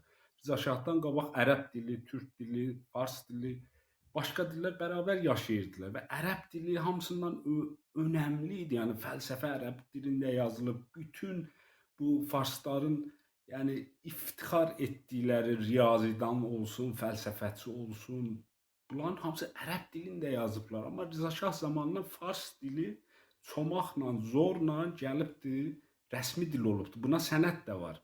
Arşiv Məclis Şurayı Millidən ya Şurayı İslamidə sənəd vardı. Rza Şahın ilk dönəmində Azərbaycana namə yazırlar ki, filan mədrəsədə 2 uşaq türkcə danışırdı. Bunun gedin tənbih eləyin. Yəni bunlar vardı və bu vəzir İrşadın ya hangi vəzirdir mən dəqiq bilmirəm, bunun əsləhiyyə əl aparması fars dilini qorumağı üçün bu panfarsların da bu iddiasını çürüdür ki, fars dili sülhlə, səfə ilə necə deyirlər, elə sanki bütün İranlılar oturublar və bir böyük, geniş bir məclisdə demokratik halətdə anlaşıblar ki, bəli, fars dili bizim rəsmi dili olsun. Bunu da çürüdür. Və bu açılardan biraz da bizim nəfimizədir, mən belə düşünürəm. Çox sağ olun ki, mənə də vaxt verdiniz, mən də sözlərimi dedim. Təşəkkür edirəm. Ayaz bəy, elə getmədən sizə belə burada yine bir şey verim. Mən burada biraz elə tənqidçi rol oynasam daha yaxşı olar. Çünki biraz məncə biraz yəni daha diqqətli olmalıyıq yavaş-yavaş bəzi məfhumlara. Yəni bu ideolojik anlayışlara ki, güya yəni indi məsələ çomağla ya polislə qarşısında dururlar. Yəni bizim üçün yaxşıdır. Bunlar o çomağla gəlib Azərbaycanda bir hakimiyyət yıxıblar. Və amma bizim nəfimizə olmayıb sonrası da. Hətta ondan daha pis olubdu. Yəni bunu biraz başqa türlü görsək, yəni məsələ görsək ki, belə görsək ki, güya bizim nəfimizədir, onda biraz daha çox sevinəcəyik. Amma onun sonuçlarını görsək ki, o polislə yəni qoymur ki, bir türk sözü bir dükkanın başına gəlsin. Deyək, məsələ deyək, Tehranda fərz eləyək, məsələn 50 dənə, 100 dənə, 200 dənə ad istirdi gəlsin, məsələn dükkanın başına türk adı və o vasitələ türk dili təbliğ olsun. Yəni türk insanı onu görəndə bir sevinç duysun. Bu olmayacaq. Bu necə bizim nəfimizə görürsünüz? Onu biraz yəni bir neçə cümlədə də yəni biraz tənqidi baxsaq istəyirəm belə olsun ki, bəhsdə biraz dərinləşsin. Qısa cavab verə bilərəm. Bəli, qısa buyurun. Çox sağ olun. Mən sadəcə bunu deyim ki, assimilyasyon məsələsi ki, bu cəmiyyətşünaslıqda çox geniş bir bəhsdir. Baxın, assimilyasyon yumuşaq güc şeyidir, alanıdır. Assimilyasyon məsələsində, yəni kaba güc işlətdiyin zaman qarşı tərəf dirənəcək. Bu açıdan deyirəm. Təbiidir ki, bu sosial bilimlərdə mütləq danışmaq olmaz. Mən bir imkandan danışdım. Yəni məsələ deyirəm, Pəhləvi rejimi assimilyasyon açısından daha yaxşı rol oynayırdı ta Cümhur İslami. Mən belə deyirəm, yəni Pəhləvi rejiminin ikinci Pəhləvini deyirəm. Sineması ilə, nə bilim, film farsisi ilə çox fərq eləyirdi. Amma assimilyasyon prosesindən deyirəm, yoxsa siyasi güc alma prosesində bəli, bu bizim zərərimizə ola bilər. Yəni güc işlədirsən, sən siyasi fəaliyyətlər darala bilər. Bəli, bu imkan var. Yəni buna xətti baxmamalıyıq da, yəni çeşidli açılardan baxmalıyıq. Amma assimilyasyon məsələsində baxın, biri ki, əlan xakistəri deyirlər də bu farslar. Ya məsələ necə deyirlər, həssas deyil bu mövzuya. Amma əsləhə məsələsi gələndə onun o beslah şaxəklərin o necə deyirlər, duyarlılığın biraz oyada bilər bu əsləhə məsələsi. Çünki bu kaba gücdür. Bu açıdan mən deyirəm. Amma buna da yenə qəti hökm sadir eləmək olmaz. Amma sağ olun. Yine de bir balaca tənqid sizə yəni yönəldəcəyəm, amma gələn növbədə ona şey verərsiniz ki, bəhs davam etsin. Yalnız və ya sual icad olsun ona görə.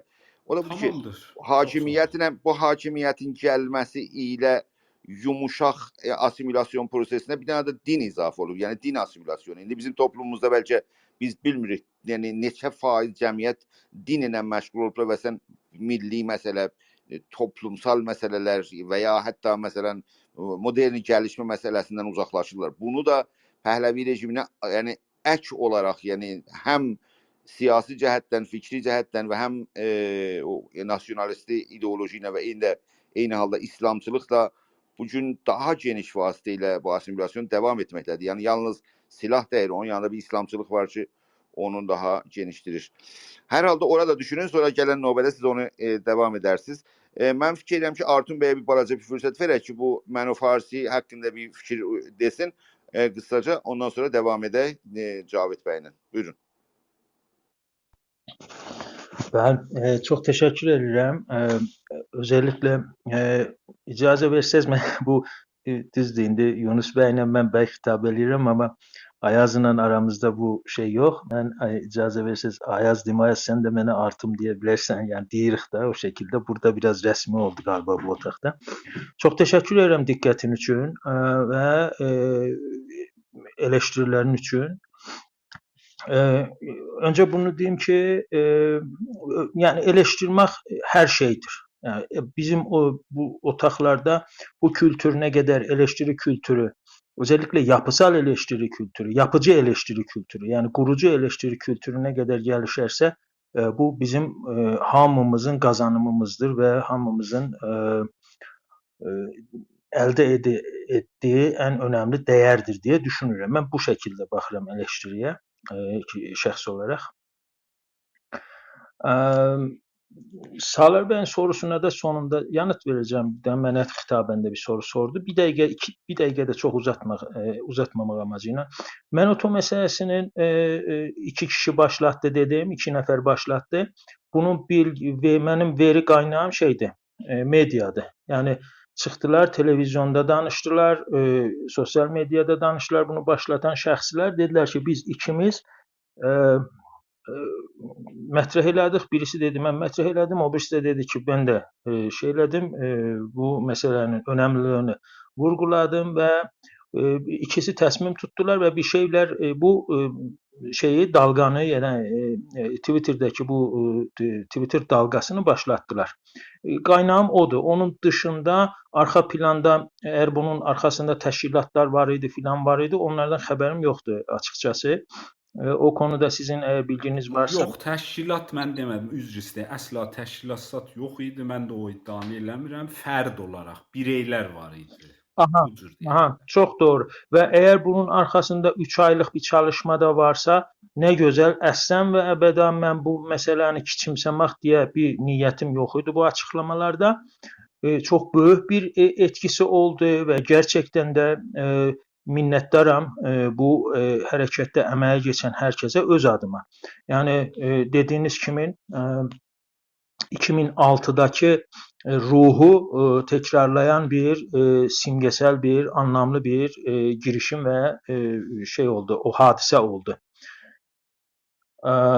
Bunun arkasında da 3 aylık çalışmalara əməyə geçen herkese de yine teşekkürlerimi ve minnettarlığımı bildirirəm və əslən özü bir qəsdim yoxdur ki, mən onu şey eləyəm, intiqad eləyəm və ya değerini özellikle altını çizirəm, azaldam ki bu yani insafsızlığın açık bir şey olar, göstergesi olar.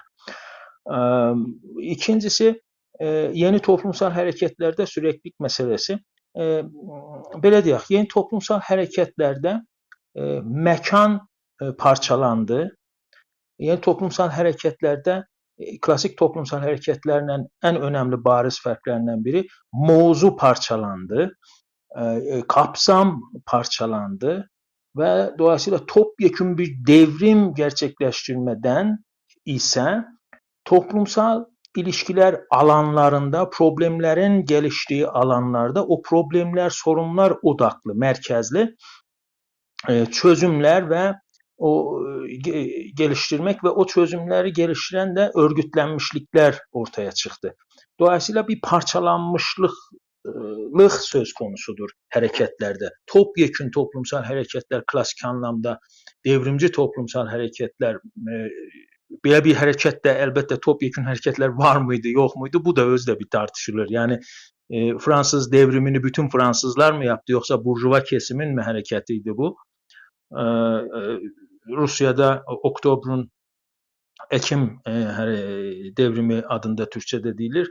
Oktober devrimi bütün Rusların hərəkəti miydi yoksa köylü Rusların, kəndli Rusların, dehqanların mı hərəkətiydi ilk önce? Bunlar mı örgütlendi? Bu da sorgulanır. İndi tabii yeni toplumsal hərəkətlərdə çevreci hərəkətlər var, ayrı bağımsız şeyler, eylemleri veya teşebbüsler neyse onu gerçekleştirirler. Feministler var, etnik hərəkətlər var və bunlara arttıra bilərik. İşçi hərəkətlər var, parçalanmışlıq var. Parçalanmışlıq söz konusu ama bir hərəkətin sürekliliği zaman dilimi içinde ve insicamı o söylemin ve o eylemlerin sonuç alabileceği yere kadar sürekliliği mənim oxumalarımda, qaynaqlarda yeni toplumsal hərəkətlərdə də şeydir, mövzudur, mətrəh mövzulardan biridir. Çünkü inqita olsa, parçalanmışlıq olsa, zaman dilimlerin arasında qopuqluq olsa, bu hərəkətin, mən əlbəttə şey açısından dedim, başarısı açısından. Mən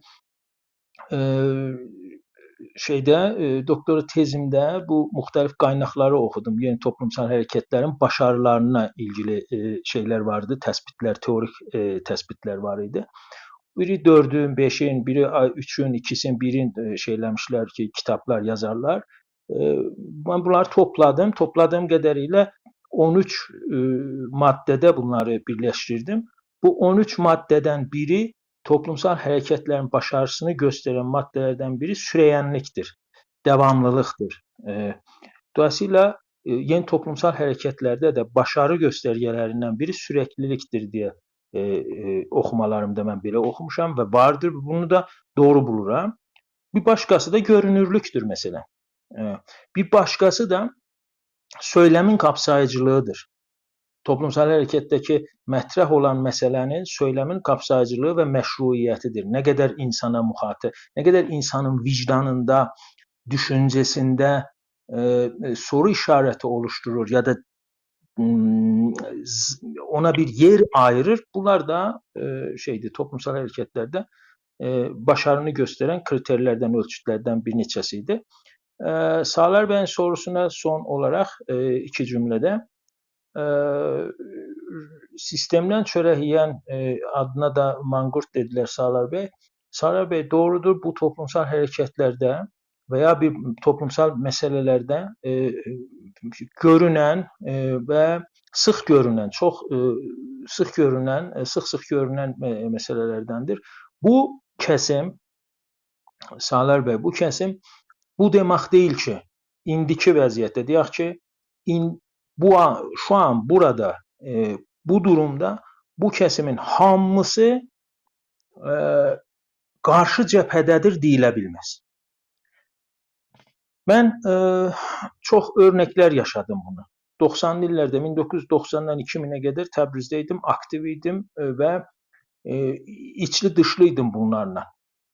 Misal için bir tane size misal verip geçeceğim. Vizarət-i İrşadın Təbrizdəki idarəsində getdik bir Döktür Nütqünün ölüm il dönümüydü. Bir salon kiralamaq istedik. Bəli. Cavit Bey, elə sizin mikrofonunuz açıqdır. Mikrofonunuzu bağlayın Cavit Bey. Aha.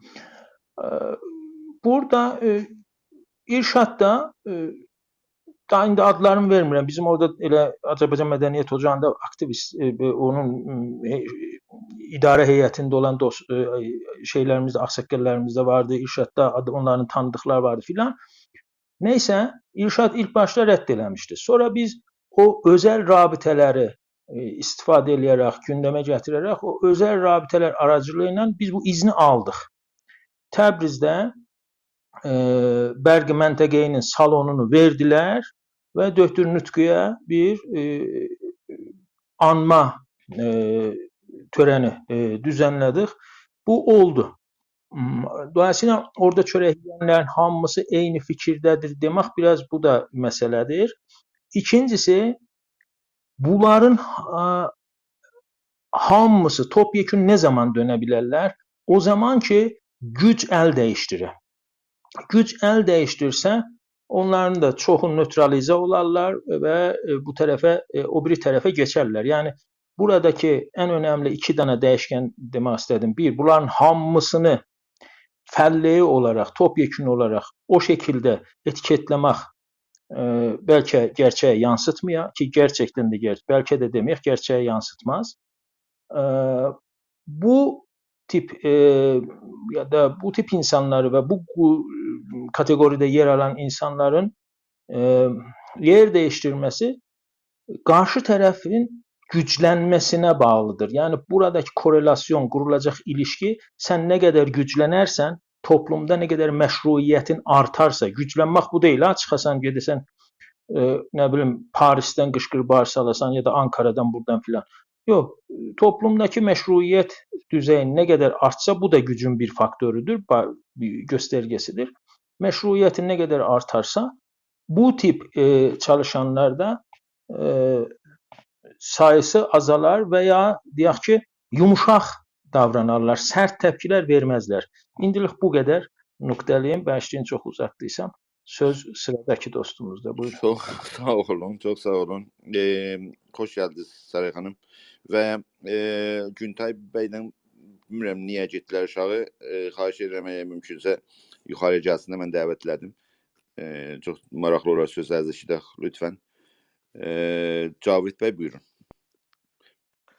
Selamlar, yorulmayasınız. Təşəkkür edirəm. Chat açılıbdır dostlar, eləyə bilərsiniz. Sol tərəfdə, bucaqda sözlərinizi, linklərinizi yazasınız.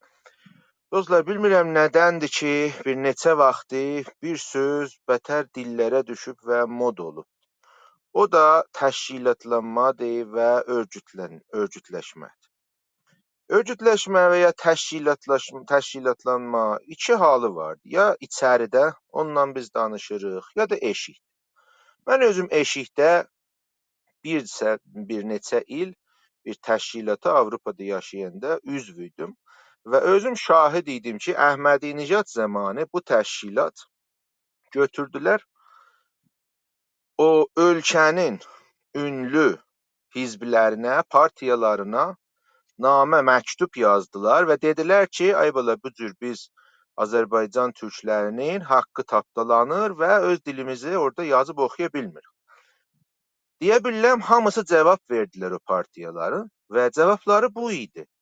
Biz indi, o zaman Bərcamzad elə yox idi, Əhmədinəcad dövrəsi dediyim kimi, bizim indi ilk problemimiz İranla atom məsələsidir və başqa şeylərə öncəlik verə bilmərik. Bunu mən dostumuz Əli bəyə deyirəm ki, belə fikr eləyirlər ki, misal üçün biz təşkilatlaşsaq ölkənin dışında, Avropa dövlətləri, Amerika gələcəkdir, deyəcəkdir ki, hə, nə istəyirsiniz, biz sizə verək. Belə bir şey yoxdur, bu bir xəyaldır. O ondan. İkincisi, əgər ki, içəridə təşkilatlaşmadan danışırıq, məncə bilmirəm, dostlar çoxdandır, mən özüm də çoxdandır çıxmışam, amma ölkəni unutmamışam. Dostlar hərdən bilmirəm ölkəni unudurlar, fikr edirlər bəlkə məsələn Suisdir İran. İran İslam Cumhuriyyəti bir ölkədir ki, keçmiş Xatəmi prezidentini indi məmnun təsvir eləyib. Götürüblər keçmiş prezidentin müavinin salıblar zindana. Keçmiş Nuxust vəziri başbaxan zindandadır. Bu məmləkətdə sən örgütləşsən, gələrlər elə bir bələ gətirirlər başına ki, özünü də bilməsən, hardan gəlmişdin, hara gedirsən. Bizim deyə milli qəhrəmanımız cənab Əli Rza Fərşi gedibdir, kitab paylayıbdır, tək nəfər, bir nəfər. Vurublar, gözün patladıblar. Başqa dostlarımız gediblər ana dili gününə, yığışıblar, təbrik deyiblər, elamiyə paylayıblar. Tutublar ağır-ağır həbslər, təbridlər. Burada sən gəlsən, təşkilatlaşsan, əslində yəni özünə hədəf göstərirsən düşmənə. Burası İskandinavidir. Hər ki təşkilatlaşasan, imza yığasan, Ondan sonra eləyə biləsən qanun əsasını dəyişdirəsən. Qanun əsasının dəyişdirilməsi rəhbərin əlindədir. Heç biz istəmirik dəyişdirək, icra eləmir tərəf. Belə bir ölkədə mən düşünmürəm, yəni dostların xəyalı nədir? Sən təşkilatlaşsan nə olar? Təşkilatlaşmasan nə olar? Yəni bu örgütləşmə və təşkilatlaşmanı dostlar bilmirəm, teoriyalarını oxuyurlar bilim yurdlarında, universitetlərində. Çox gözəldir.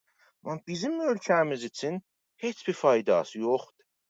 Onsuz da o Cumhuriyyətə, o İslam dövlətinə bağlı olan təşkilatların özünü bağlayır o dövlət. Handa qaldı ki, biz gələk orada təşkilat quraq. Nə təşkilatı? Mədənimi, siyasi mi? Siyasi kəsdən söhbətin eləyə bilmərik. Mədəni də ki, dedim də, bir dənə kitab paylamağa vururlar gözümüzü çıxardırlar. Handa qaldı, sən gələsən, onu da rəsm eləyəsən. Yəni bilmirəm, dostlar bunu mənə açıqlasalar, amma ölkə dışında mənə təşkilatlarımız vardı, bol-bol da vardı. Gediblər lap elə Amerikada, Ağ evin önündə də, Konqresin önündə də öz etirazlarını bildiriblər, daşdan dəbəşməyibdir. Yəni eşikdə bizim təşkilat yoxdur deyil. Amma çox mühüm bir şeyə işarə elədiniz Artun bəy, o da mediadır. Bizim mediamız yoxdur. Bizə lazım olan şey mediadır. Siz fikirləşin, bizim bir dənə televizyonumuz olar, sadəcə televizyonumuz olar ki, uşaqlarımız üçün gözəl, maraqlı, öz dilimizdə, gözəl Azərbaycan türkcəsində karton və ya uşaq proqramı yayınlayır. Baxın görün bunun etkisi nə qədər olar? Baxın görün misal üçün ölkə dışında 100 dənə təşkilat qurmanın nə qədər etkisi olur. Təşəkkürlər. İcazə verirsiniz ki, mən ona bir iki dənə cavab Bəli, verim. bəli, Əli bəy, həttəmən. Biraz yalnız düzüm, mən bir iki dənə cümlə deyəcəm. Sonra Saray xanım danışsın, ondan sonra sizin növbəz yazsın, siz ona cavab verərsiniz. Yalnız Cavid bəyin bu qədər naümid baxışı bu məsələyə, təşkilat məsələsinə məni həqiqətən şaşırtdı. Yəni, xaricdə, içəridə bizim haqqımız yoxdur ki, deyək təşkilat olsun ya olmasın. Onu içəridə fəaliyyət eləyənlər göstərirlər. Tarixin değişimi təşkilatlaşma əsasında olub. Yəni siz bir dünyanın bir yerində, bir tarixində, bir bucağında göstərə bilməzsiniz ki, bir değişim olub, amma orada təşkilatlaşma olmuyor. Yəni bu içəridə də olacaq, eşitə də olacaq, olmalıdır yəni. Amma içəridə necə təşkilat, necə fəaliyyət edir, onlar özləri təyin edirlər və özləri fəaliyyət edirlər. Necə ki, indiyəcəndə bir türlü o yan bu yan olmuşdur. Xaricdə biz də yəni daima bu işlə məşğuluq ki, mesela gedib bir dövlətin ya bir hizbinlə danışasan, ona deyəsən ki, insan haqları tapdalanır İranda, o sənə desin ki, yox qardaş, biz məsələn bu işlə məşğul dəyirik filan, biz də gedək evimizə və işimiz olmaz. Belə bir şey yoxdur. Yəni əvvəla əgər bir qurum və təşkilat qurulursa, o yəni 50 cür iş görə bilər. Onu yəni bir iş gördülər, təşkilatlar ki vardılar, gedilər mesela o dövlətləri və ya hizblər görürlər. Onların bir Artun bəyin bir sözdür, o devamlılığı. Çünki güclü təşkilatlar deyirlər, devamlılığı da təbiətən ola bilməz və o devamlılığın olmamağı o sonuçsuz da qılır onu. Ona görə yəni heç zaman, hətta o Bərcan məsələsi olanda da insan haqlarının məsələsində heç zaman yox deməzlə danışmağa. Əlbəttə onları qaldırarlar məsələni, qaldırmayarlar məsələni İrandan, bu başqa sözdür. Amma heç zaman bir dənə biz hizb və ya bir dövlət, hətta onun insan haqları bölümü gəlib sənə deməz ki, siz burada bizimlə danışmayın və biz bunu bizim məsələmizdə filan. Çox yanlış bir təcrübədir sizin varınızda. Hər halda təşkilatsız heç yerə varmaq olmaz. Media da elə özü bir təşkilatdır hər halda. Bunu bu qədər. Əli bəy, sizdən növbə verəcəm. Saray xanım danışsın, ondan sonra siz danışın. Buyurun Saray xanım. Bağışlayın. Cavid bəy, gözləyin. Bir kəlmə Növbəz yetişəndə danışaq. Cavab Yox, bir dəqiqə, biraz gözləyin. Axı uzun söhbətdir bu. Biraz gözləyin, növbət yetişəndə danışarsınız. Saray xanım, buyurun. Mən üzr istəyirəm Saray xanım. Mən bugün istəyirəm burada elə bu, yəni bir eleştirici bir rolu oynayım. Yəni bu sözlər o cür danışılıb getməsin. Elə bir sual kimi də verilsin də dostlar kimi maraqlıdırlar. Suallara öz növbətləri yetişəndə cavab verərlər. Buyurun. Saray xanım, buyurun. Çox sağ olun. Mən də salamlayıram sizləri. Mən Artun bəyin, yəni mən o Farsı haqqında danışıqların təəssüflə netim kəsilirdi. Maraqlı idim, çünki bir dəfə də eşitdim başqa yerdə. Maraqlı idim, yəni geniş bir şəkildə eşidəm necə nəqd edəcəkdi. Ancaq ki, Ayazın söhbətləri əsasında bildim, yəni nələr oldu. Mən sadəcə Artun bəy 3 dənə özəllik dediniz siz yeni toplumsal hərəkətlərə. Birin eşitmədim, təəssüflə netim tez-tez qırılır. İkisi biri davamlılıq idi, biri də görüntülənmə imkanı, yəni belə bir şey dediniz, yəni. Üçüncüsünü bilmədim. Mən belə düşünürəm ki, bu Mən o Farsini bir toplumsal hərəkət kimi, yəni görməyəcəyik. Yəni məsələn, Me Too hərəkəti var idi. Me Too hərəkətini biz hansı hərəkət olaraq algılayırdıq? Yəni hansı hərəkət olaraq bilirdik? Qadın hərəkətlərinə aid idi Me Too hərəkəti. Yəni mən o Farsi Sevilin dediyi əsasında və o cür ki biz yəni həftələrcə eşitdik. Dostlarda, başqa otaqlarda da, arxa otaqlarda da danışıldı. Eynən Me Too hərəkətindən yəni ilham alınmışdı. Rivayi idi, yəni rivayətlər əsasında idi. Və bu əsasda da çalışdı ki, bunu biz əlbəttə ki, kimliksiz siyasətlər üzərində görməliyik. Yəni və haşiyədəki etniklərin hərəkəti olaraq biləcəyik. Yəni bunu bu cür tənqid etmək ki, bu bir hərəkət idi, ani bir hərəkət idi. Yarandı və qutardı. Yəni bunun zamanı var idi, məsrəf zamanı var idi və bu bitdi. Yox, bitmədi. Və əsasən haşiyədəki etniklər siyasəti, nə bilim, qadınlar da ümumiyyətlə cinsiyyət haşiyəsidirlər də, qalib cinsiyyətin haşiyələri. Yeni hərəkətlər bunlara aiddirlər. Yəni yeni toplumsal hərəkətlər, siz demişkən qadınlar və başqa belə yəni kimlik, yeni kimliklər, etnik kimliklər də bu əsasda ola bilər. Bunlar zaman üzərində, yəni sürəcində yeni strategilər götürürlər. Sadəcə yəni mübarizə stratejiləri fərqlənir. Və bu belə deyil ki, yəni o Ayaz demişkən klassik hərəkətlər kimi bəli davamlılıq olacaq. Yəni burada biz necə ki etnik hərəkətləri dil üzərində başqa işlər də görürdük. İndi o imkanlar olmayanda biz hər bir fəzadan yəni o yaradıcılığımız əsasında faydalanırıq. Sadəcə səsimizi yetirmək üçün və hərəkəti davamlandırmaq üçün. Yəni bu şəraitdə İranda başqa bir hərəkət ola bilməzdi, bu qədər uğurlu və bu oldu. Eynən Me Too hərəkəti kimi rivayətlər deyildi və olduqca da təsirli idi. İndi siz buna deyirsiniz, müəyyən bir zamanda olub və bu yəni bir hərəkət ola bilməz. Bunu yenə də açıqlayarsınız mən üçün. Ancaq mən yenə də buna hərəkət olaraq bilirəm.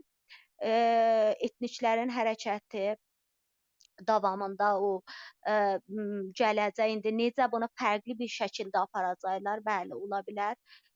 Daha davamı bu şəkildə alınmaya, yəni əvvəldəki kimi alınmayacaq. Ola bilər. Bəli, başqa bir hərəkətlərə də keçiləcək. Başqa bir yaradıcılıqlar da olacaq. Əsas bir şeydir və o da dil siyasəti, ya nə bilim, etniklər hərəkəti, həmən kimliksiz siyasətlər, yəni bunların içində görməliyik bunu. Mən sadəcə bunu istəyirdim deyəm. Və bir başqa söz də deyildi. Bu ki, yəni eşitdiyim qədər üzr istəyirəm. Əgər tamamilə düz eşitməmişəm, yenə də məni edit edərsiniz. Bu ki, indi yəni şiddətlə istəyir polislə nə bilim dili qoruyacaqlar, neyniyəcəklər və bu Ayaz dedi ki, bu hərəkətin gücüdür, yəni etnik hərəkətləri deyək, ya kimliksiz hərəkətlər deyək, nə deyək, bunların gücünü göstərir. Sancı elədir. Yəni əsasən hər zaman Ayaz demişsən yenə də hər zaman qüdrət, iqtidar, məşruiyyət o qaynaqlarını əldən verir, şiddəti kullanır. Bu şiddet de olabilir. Yunus Bey demişken bizi susturacaq. Əlbəttə ki, şiddət işləvi də var. Yəni belə deyil ki, şiddət kullanırlar və biz deyək ki, yox biz güclüydük, bunlar şiddət kullanırlar. Yox. Ancaq bu ki, onlar məşruiyyət qaynaqlarını əldən veriblər. Bu bəlli bir şeydir. Yəni çoxdandır bu olubdu, indiki deyil. Yəni hər zamanda neçə ildir görürük də yeni işlərlə çalışırlar. Bu dilin, qalib dilin məşruiyyətini qaytararlar, olub. Çünki nə qədər də indi mən sadəcə bunu deyim ki, Yunus bəy deyir ki, yox bunlar şiddət kullansa bizi susturacaqlar və daha da bizi geri oturdacaqlar. Ancaq bu qısa müddətli olacaq. Yəni uzun müddətli bir şey olmayacaq. Şiddət heç zaman uzun müddətli işləvi olmubdu. Yəni tarixdə təcrübə də isbat edib. Heç zaman şiddətin uzun müddətli təsiri olmur. Qısa müddətdə necə ki, məsələn 2-3 ildə İranda baxsamız görəcəyik ki, nə qədər çox şiddət kullanıblar, xiyaban hərəkətləri o qədər çoxalıbdır.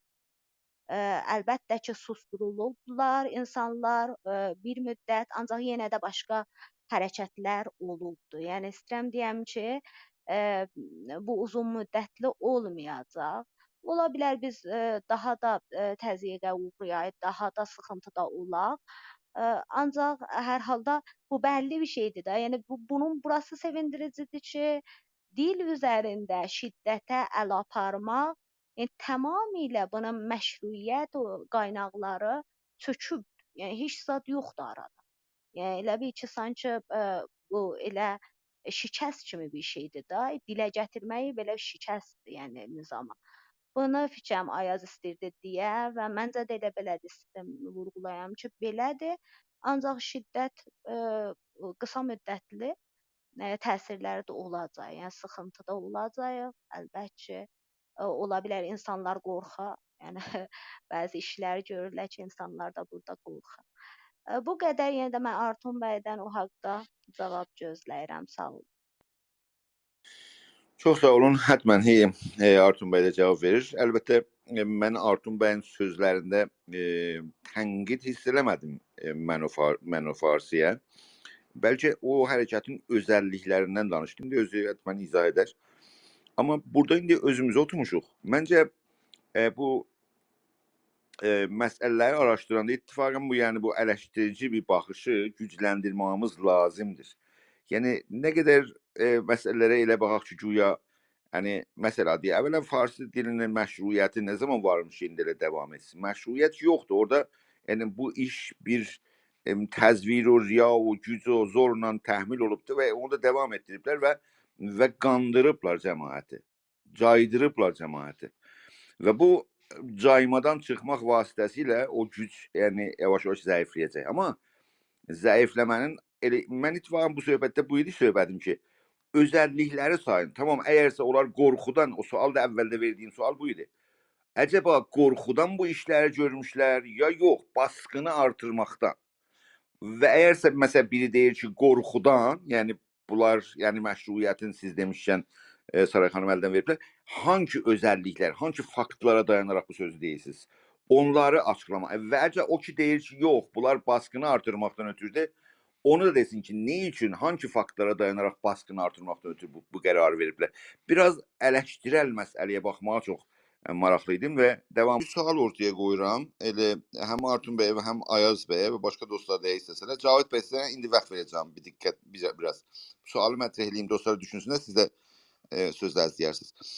O suala düşünməyimiz, yəni istəyirəm bu sualı deyim, biraz dərinləşək bu sahələrdə.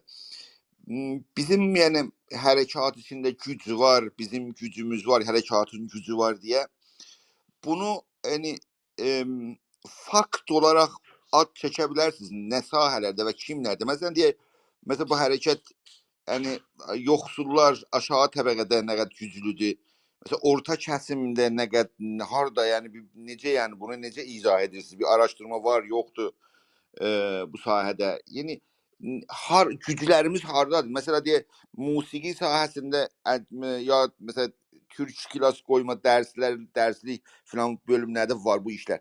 Müəyyən sahədə saya bilərsiniz ki, bu hərəkatın güc dayanaq nöqtələri haradır? Haralarda gücü var və orada gəlişmək lazımdır və nələr etmək olar ki, biraz yəni İranın içəri gerçəkləri ilə. Buna biraz düşünün, indi yetişəcəyik. Yəni Artun bəydən ova verəcəm, həm müdafiə eləsin fikrindən Saray xanım sualında və sonra da bu suallara. Bu sual məncə çox mühümdür ki, biraz ümumi danışmadan ki, biz güclüyük filanıq, yəni bunu biraz daha çox dəqiqləşdirmə, siz də alim insanlarsınız, biraz da elmiləşdirmə deyə. Hər halda, indi Cavit bəy, biraz yəni buyurun, siz danışın, amma biraz yavaş-yavaş zamanları qısalacaq, danışma zamanları ki, eləyə bilək, yavaş-yavaş yekunlaşdıraq. Buyurun Cavit bəy. Təşəkkür edirəm. Mən qısa keçəcəm. 2 nöqtə istəyirəm toxunam. Bir, sizin buyurduğunuz məsələ ki, mediada həmin təşkilatdır. Buna heç qatılmıram. Mən özüm gözümlə Avropada təşkilatlar görmüşəm. Elə Azərbaycan təşkilatı. Pul verirlər, dəftərləri də vardı, yer kirayə eləyiblər, toplantıları da olur, həftədə yığışırlar. Telefonları yoxdur. Qalsın hələ web sitələri ya başqa medialar. Yəni o oradan, o bir tərəfdən də bizim məsəl üçün milyarder Yəhudi varımızdır, Robert Murdoch. Onun Fox News'dan tut, onlarca başqa televizyonu vardı, İskaya qədər. Yəni o da təşkilat deyil, bir şəxsdir. Təşkilat başqadır, şəxs başqadır, media başqadır. Heç əlaqəsi yoxdur. Bəli, ola bilər bir təşkilatın mediası ola bilər olmaya, bir media da ola bilər şəxsin ola ya təşkilatın ola. Amma genəldə görürük ki, təşkilatların heç mediaları olmur. Daha çox şəxslərin olur. Mənoto da baxsaz, Riza Pəhləvidən pulunu alır və təşkilata aid deyil. O ondan. İkinci məsələ ki, buyurduğunuz hansı hərəkət təşkilatsız eləyə bilibdir? Yunus bəy, açıqdır telefon, mikrofon. O buyurdunuz ki, hansı təşkilat eləyə bilibdir, müvəffəq ola? Elə mən öz ölkəmizdən 2 dənə misal apara bilirəm. Məşrutənin təşkilatı nə idi? Səttarxan ya Baqirxan hansı təşkilata bağlı idilər? Adları nə idi? Nə zaman qurulmuşdular? Bunların qəzetələri, ruznamələri var mıydı? Mən tanımıram. Görürsüz, amma getdilər və istibdad-ı səğirə qalib oldular. Hətta Məhəmməd Əli Şahı da qaçqın saldı. Pəs elə öz ölkəmizdə sizin üçün bir misal nəğz gətirdim ki, buyurdunuz, tarixdə heç bir zaman təşkilatsız bir hərəkət bir yerə çatmayıbdı. Yox. Ya Xumeyninin təşkilatının adı nə idi? Mən bilmirəm. Nə zaman qurulubdu? Ondan sonra qəzetəsi nə idi? Mən bildiyim sadəcə elamiyələr idi və danışıqları idi ki, indi nə var şəklində ya Bəğdad radiosundan yayınlanırdı o zaman, ya da ki, qaçaq gəlirdi, İrana çatırdı, kaset olaraq. Mən Xumeyninin təşkilatını bilmirəm. Neynədir? O böyüklükdə şahı, o böyüklükdə təşkilatla atdı getdi. Başqa misallar da vardı. Daha vaxtınızı almıram. Castrodan da deyə bilirəm. Castronun Cumbeş ilə təşkilatın çox fərqi vardı. Onu da umaram ki, biləsiniz. Castronun təşkilatının adı nə idi? Nə zaman qurmuşdu? Mediası nə idi? Yəni bunlar çoxlu misallardılar ki, nişan verir bizə hətmən təşkilatlanmaq bir hərəkətin başarılı olmağına lazım deyil, şərti lazım deyil. Təşəkkürlük edirəm, buyur. Sağ ol Cavit bəy fikirlərin üçün, amma bunların ki adını çəkdiniz, yəni siz fikir eləyin ki, deyirsiniz ki, yəni Səttarxanın təşkilatı var. Necə bir insan təşkilatı olmasın ki, bir ordunun qarşısında dursun, ondan müqabilə eləsin. Yəni belə bir şey olurmu? Yəni lazım deyil ki, hətmən təşkilatı o sizin zehninizdə olan bir komiteye mərkəzi düzəlsin, şuna olasın. Bir daha təşkilatı mümkün bir nəfər rəhbərlik elə. Həm bir nəfər düzəldə, bir nəfər də rəhbərlik elə. Amma o olar. Media olurmu təşkilatsız olsun? Dolanır mı o iş? Biri pul qoyub, kim qoymayıb pulu? O təşkilatsız media dolana bilərmi? Və ya Xumeyninin təşkilatı ki, hamıdan müfəssəldir. Ruhaniyyət, ondan sonra həman adam Parisdən dövləti müvəqqət qurur burada. O dövləti müvəqqət vardı burada. Ondan sonra onlar rəhbərlik elə, sonra özü də yetirir və neçə qısa müddətdə bir güclü təşkilatlar, komitələr, nələr. Necə yəni təşkilatsız olurmu belə şey? Hər halda fikrinizi dedi, sağ olun. Yaxşı. Dostlarda hazırlıq var. O sualı vermişəm. Bu sual çox mühümdür. Biraz Yunus yəni bəy, üzr bəli. istəyirəm. İcazə versəz mən də bir söz əkləyim elə. Buyurun. Artun ona yəni bərabər cavab versin. Əgər Tamam. icazə versə sonra enim aşağı mən. Oldu. Xoş gördük Teoman bəy. Buyur. Buyur sizdən başlayaq Ayaz bəy. Valla mən çox qısa danışım. Yunus bəy, bu yeni toplumsal hərəkətlər, yəni elə bizdə hər nə var, bu batıdan gəlibdir. Mən bunu bizim toplumlara keçərli görmürəm. Bunun illəti var. Burada necə deyirlər, bəzi şeylər nəhadini olubdur Batı dünyasında. Və o dövlətin beslah o Hobbes demişkən Leviathan, yəni bir şey çehrəsi ki var, əjdaha çehrəsi.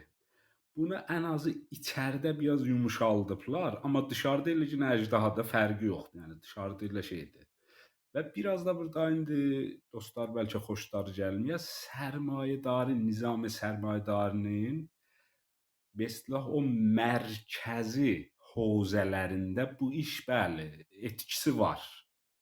Amma İran kimi yerdə yeni toplumsal hərəkətlər cavab verməz. Bu mənim yəni şəxsi düşüncəmdir. Yəni İran kimi yerdə təşkilatlar olmalıdır. Münəzzəm çalışmalar olmalıdır. Əgər bir toplum, bir millət istəyir, o qüdrəti siyasiyə əl tapa. Çünki orada demokrasi adında bir şey yoxdur zaten. Sivil toplum adında bir şey yoxdur. Amma nə bilim, hətta belə sol açıdan da bu Batı toplumuna baxsaq, məsələn Habermas açısından hövzə ümumi var burada, danışıq var, danışıqlar siyasətə təsir qoyur filan bəhman. Bəli, burada bir anlam tapa bilir. Məsələn, lidersiz bir sıra hərəkətlər, nə bilim, təşkilatsız bir sistematik olaraq yığıncaqlar bir sıra təpkilər buraxır. Amma İran kimi yerdə mən elə baxmıram. Yəni bu hətta səm kimi görürəm. Yəni siyasi açıdan deyirəm. Yəni bir iş görə bilməz bu yeni toplumsal hərəkətlər. Mənim düşüncəm burada budur. Bir də ki Artun bəy elə Artun deyim də, Artun buna da elə sən cavab ver. Yəni sən bu Yo, necəliyini də işarə eləmədin ki, necə olmaq lazımdır. Yəni müvafiq deyilsiniz, ondan nə ilə müvafiqsiniz, necə ola bilər, ona da bir mən cümlə deyil. klasik haləti ilə İran kimi yerdən müvafiqəm. Öz nəzərim. Misal vurum iki dənə yetər. Məsəl deyirəm. Baxın, İranın bugünkü opozisiyonunda mücahidin xalqda var, davamçılıq var, sistematik şeylər var. Bu o anlama gəlmir. İndi dostlar aşağıda yazacaq ki, filan kəs mücahidin xalqçı olub. Yox, o anlama gəlmir. Mən bu düşüncə ilə ziddəm. Amma gerçəkləri təsvir eləyirəm mən. Mücahidin xalq bu gün klasik anlamda bir təşkilatdır və çalışır. İndi bunu məsələn halətə qoyublar. Stand-by halətdədir. Təbii, yəni görmürük hələlik. Amma zamanında bu təşkilatda o güc var ki, varid ola, akt eləyə. Lideri var, sazmanı var, təşkilatı var, hiyerarşisi var, filanı var, bəhmanı var. Buna min cürdə irad tuta bilirik. Amma bu zamanında tüm təşkilatlı, sistematikdir. O necə deyirlər, İranda o qüdrət mərkəzi zəifləyəndə bu gəlib bir sıra işlər görə biləcək. İndi müvəffəq olacaq, olmayacaq, bu başqa bir şey. Ya məsələn Kürdlərin hizbləri ki var, bu klasik anlamda hizblərdirlər. Bunlar görəcək. Bizə gələndə deyirlər ki, bizim tedadımız çoxdur, o zaman sipah bizə qarışacaq, filan olacaq, bəhman olacaq. Mən ona inanmıram. Amma yəni öz nəzərimi dedim. Amma bu tərəfdən bizlərdə də bir təvəhhüm təşkilat var. Tərəf məsələn özüdür, xanımıdır, bir də ki məsələn bacısı oğludur, 3 nəfər. Bir dənə hizb açıbdır. Bunda təvəhhüm təşkilat var, özünü təşkilat hesab eləyir. Və gəlir hər yerdə də danışır, deyir içəridə mənim 30 min dənə, 40 min dənə leşkərim var filan. Hamısı bomboş. Yəni bu təşkilatla o doğru anlamda, klasik anlamda təşkilatın çox fərqi var. O açıdan məsələ siz Azərbaycanda, yəni bizim şeydə təəssüflə məsələ bir Komülə kimi, demokrat kimi bir hizb təşkilat görə bilməzsiniz. Mən demirəm, amma Komülə tərif eləmirəm mən Komüləni. Komüləni mən təvsif eləyirəm. Yəni Komülənin lideri var, kadr sazmanısı var, filan var. Sual, üzr istəyirəm. Sualım budur ki, yəni bizim toplumda elə bir klassik təşkilat düz formalaşa bilər ya ola bilməz. Onu necə düşünürsünüz? Vallahi sual biraz çox çətin oldu. Yəni bir niyə yol bu açılsın, günə görək ki, qədər modern formada fəaliyyət lazımdır ya yox, bir klassik formada bir çaba göstərmək lazımdır. baxın, onun hərəsinin özünün bir özəllikləri var. Amma yenə deyirəm, İran kimi yerdə son sözü klassik təşkilatlar deyəcək. Məgər indi bizim daxı bir sıra şeylərimiz var da, yəni bir sıra islah avantajlar vardı. Yəni bir millət əqəlliyyət olur, onun təşkilatı güclü olur. Məsələn, bizim o jeopolitik açıdan Türkiyə faktoru var, Azərbaycan faktoru var, amma bunların da üstündə bəziləri 100% hesab eləyir. Bunun üstündə nə qədər biz hesab eləməliyik, nə qədər hesab eləməməliyik. Yəni bunların hamısı 2 dəqiqədə bunları danışmaq olmaz. Yəni Türkiyə dövləti bir nation state-dir, onun mənfəəti millisi var. O mənfəəti milli əsasında bizdən difa eləyəcək ya qıraqda duracaq. Bunlar realitədir şeydə. Amma nədən bu günə qədər bizim, məsələ Kürdlər kimi təşkilatımız olmayıb, bunun üstündə danışmaq olar. Amma Onu bir başqa günə qoyacağıq. ay sağ ol, yəni bu yeri deyil. Amma bizdə bir irad var, deyirəm də, tərəf 4 nəfərlik bir hizb qurur, deyir ki, mən Komülə ilə birəm, eyni dəngədəyəm. Yox, bu cür təvəhhümlardan çıxıb, vaqei alanda vaqiətləri qəbul edib danışsaq, mən Azərbaycan milli hərəkətini bireylər üstündə görürəm, şəxslər üstündə görürəm, təşkilat üstündə görmürəm. Yəni bu Con 5-də, bu şeydə məsələ Əli Rza Fərşinin təsiri, nə bilim, çox təşkilatdan çoxdur. Misal dedim, yəni başqa şeylər də var burada. Yəni məsələ Əkbər bəy Azad var, yəni bireylər üstündə, bireylər omuzunda gəzir bu və sadəcə də o zindana düşən bireylər deyil bunlar. Yəni birey olaraq solçu da var içində, nə bilim, başqa, yəni çeşidli şeylərlə qatqıları var da, amma bireylərin burada çox şeyləri var. Qabartılı anlamda görsənə bilir. Təşkilatlar yox.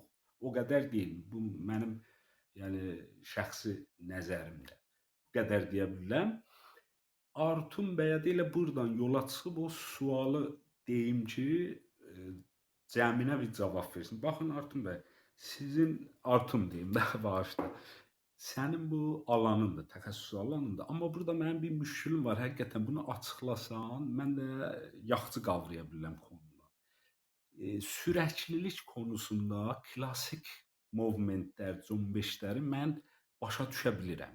Klassikdə məsələn deyirəm, Hizb-i Kommunisti nəzərdə tutsaq ya Con 5 xaricəni nəzərdə tutsaq, bunların bir hizbi var idi, kadr sazmanısı var idi, səndiqası var idi. Bunun əsasında sürəklilik yaranırdı.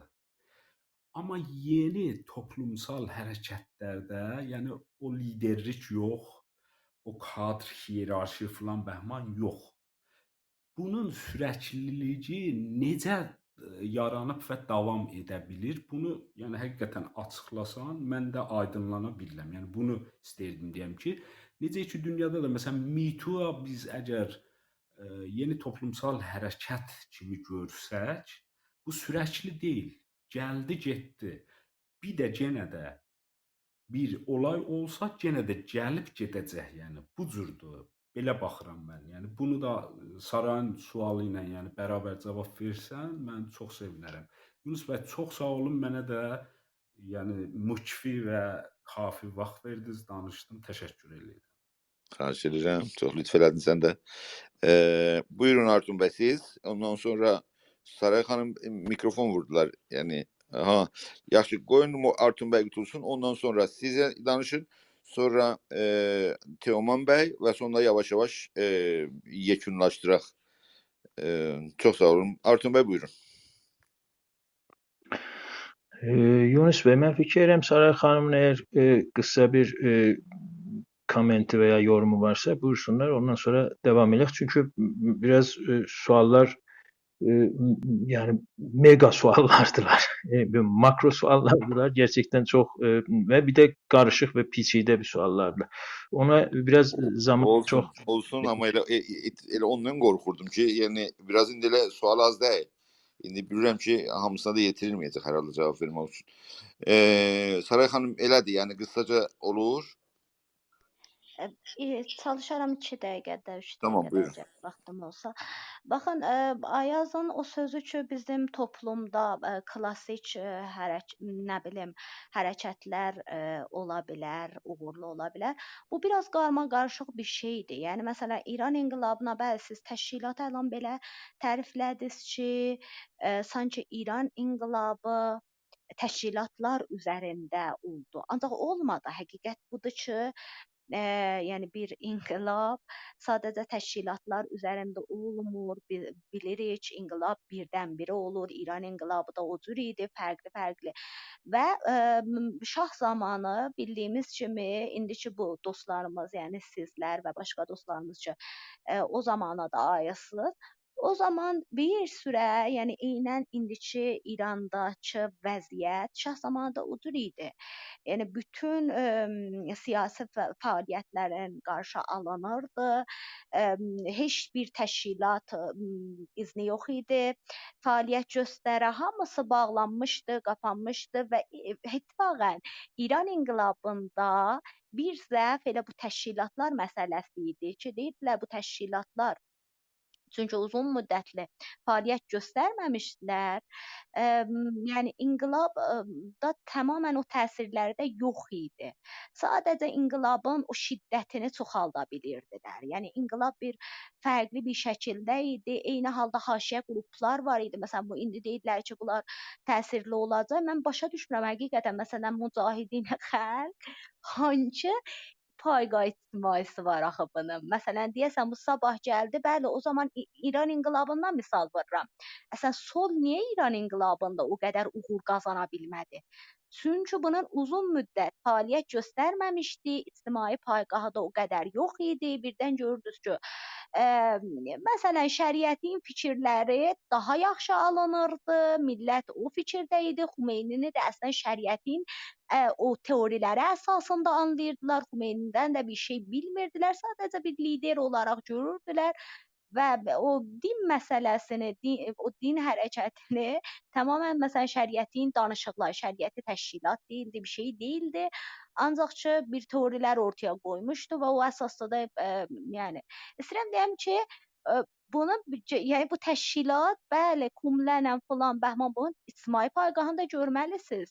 Məsələn, indi Kürdistanda o zaman İran inqilabında bunlar eləyə bilirlər, bir iş görərlər. Məsələn, onu fərz edirik də. İndi də edə biləcəklər. Yəni mən əmin deyiləm. Necə ki, mütləq məsələn siz indi gələsiz deyəsiz ki, məsələn, Mücahidin Xalqın təşkilatı var, bu uğur qazanır. Hansı xiyaban hərəkəti indiyəcək bu düzənliyə də bilməz, imkansızdır.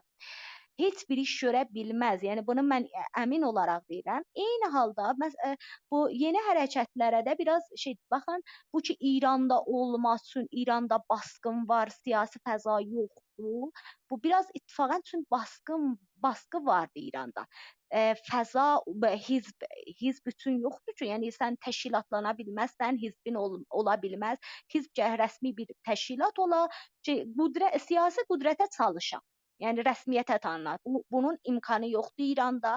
Qeyri-rəsmi təşkilatlanmanın xəzinəsi fövqəladə yuxarıdır. Əslən imkansızdır. Mərkəzdə də bu yoxdur. Hələ gələ Azərbaycanı tutar. Bəs bu şəraitdə sadəcə yeni hərəkətlərdir ki, məncə eləyə bilər uğur qazanan. Necə ki indi də baxın Azərbaycan hərəkətini siz üçün təşkilat yoxdur, biraz kiçildirsiniz. Məncə belə deyil. həqiqətən çünki çeşidli fikirlər ortadadır. Yaradıcılıq bu hərəkətdə çox yuxarı səviyyədədir. Mən bunu belə görürəm.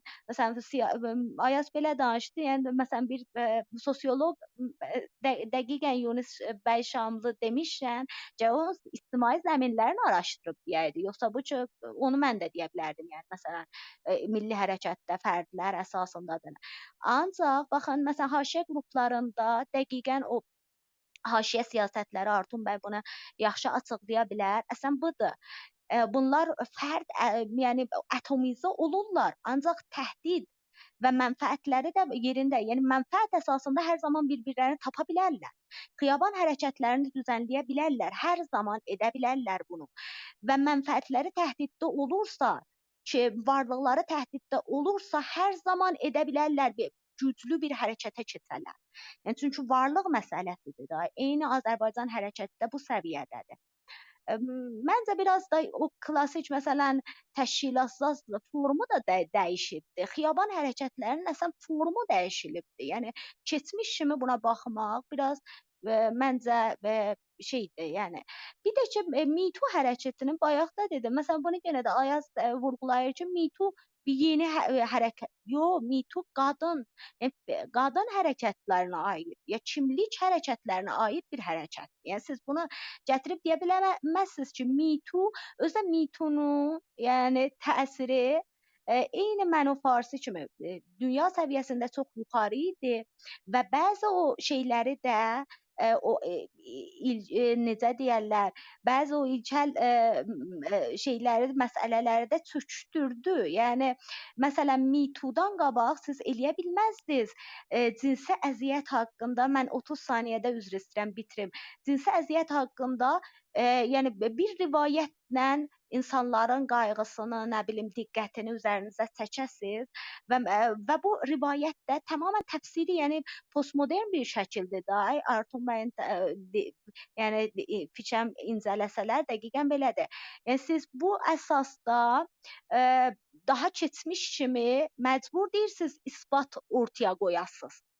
Eyni Məno Farsi kimi məcbur deyirsiniz istidlal ortaya qoyasınız. Sizin rivayətiniz, təfsiriniz və o məsələdən nə alacağınız yetərlidir.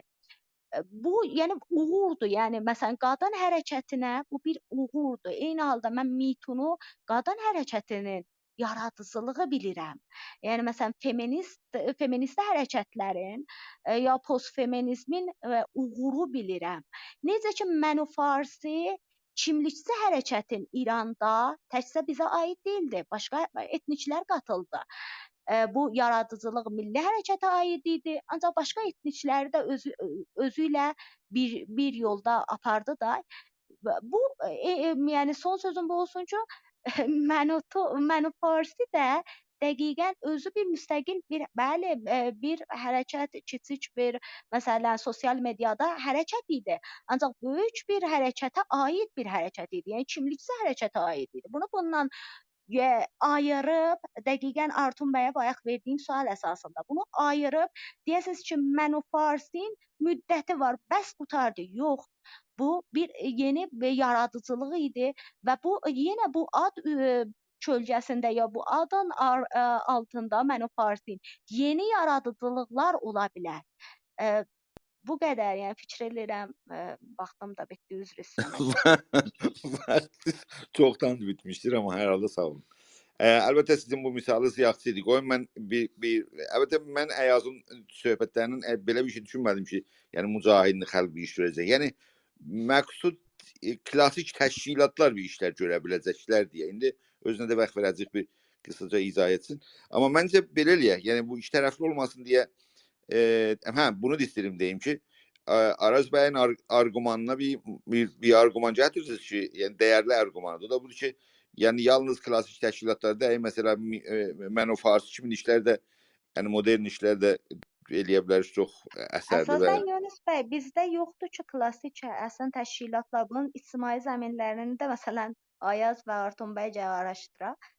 Yoxdur və bizim uğurlarımızı görməzdən gəlmək biraz yəni hər halda fikirdir da. Yəni indi burada qərardır ki, fərqli fikirlər deyilsin və mən yəni burada biraz təşviq oldum ki, yəni düşünürlərimizi yavaş-yavaş əldən çıxaracağam. Burada elə eleştirici bir yəni baxışla hərəkata baxaq, biraz da yəni dərinləşək mövzuda. Yalnız bu cür yəni təbliğat söhbət getməsin. Öz aramızda biraz mövzuya biraz diqqət baxmalıyıq, ayağımızı möhkəm yerə basmalıyıq hər bu hərəkətdə. Çox təşəkkür Saray xanım. Qoyun onda ondan Artun bəyə növbət verək.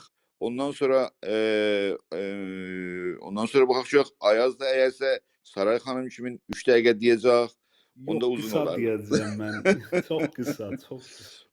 Onda bəs bir dəqiqə də deyin də ondan sonra Artuna keçək də.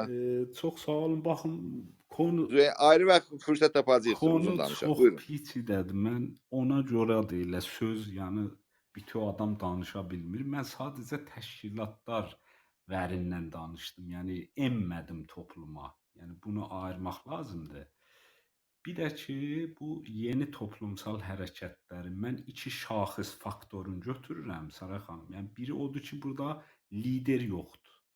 Me-Too-da da siz lider görə bilməzsiniz. Bir təşkilat yoxdur. Hiyerarşik bir kadri sazmanı falan yoxdur ki, gələ cəmaat şey eləyə.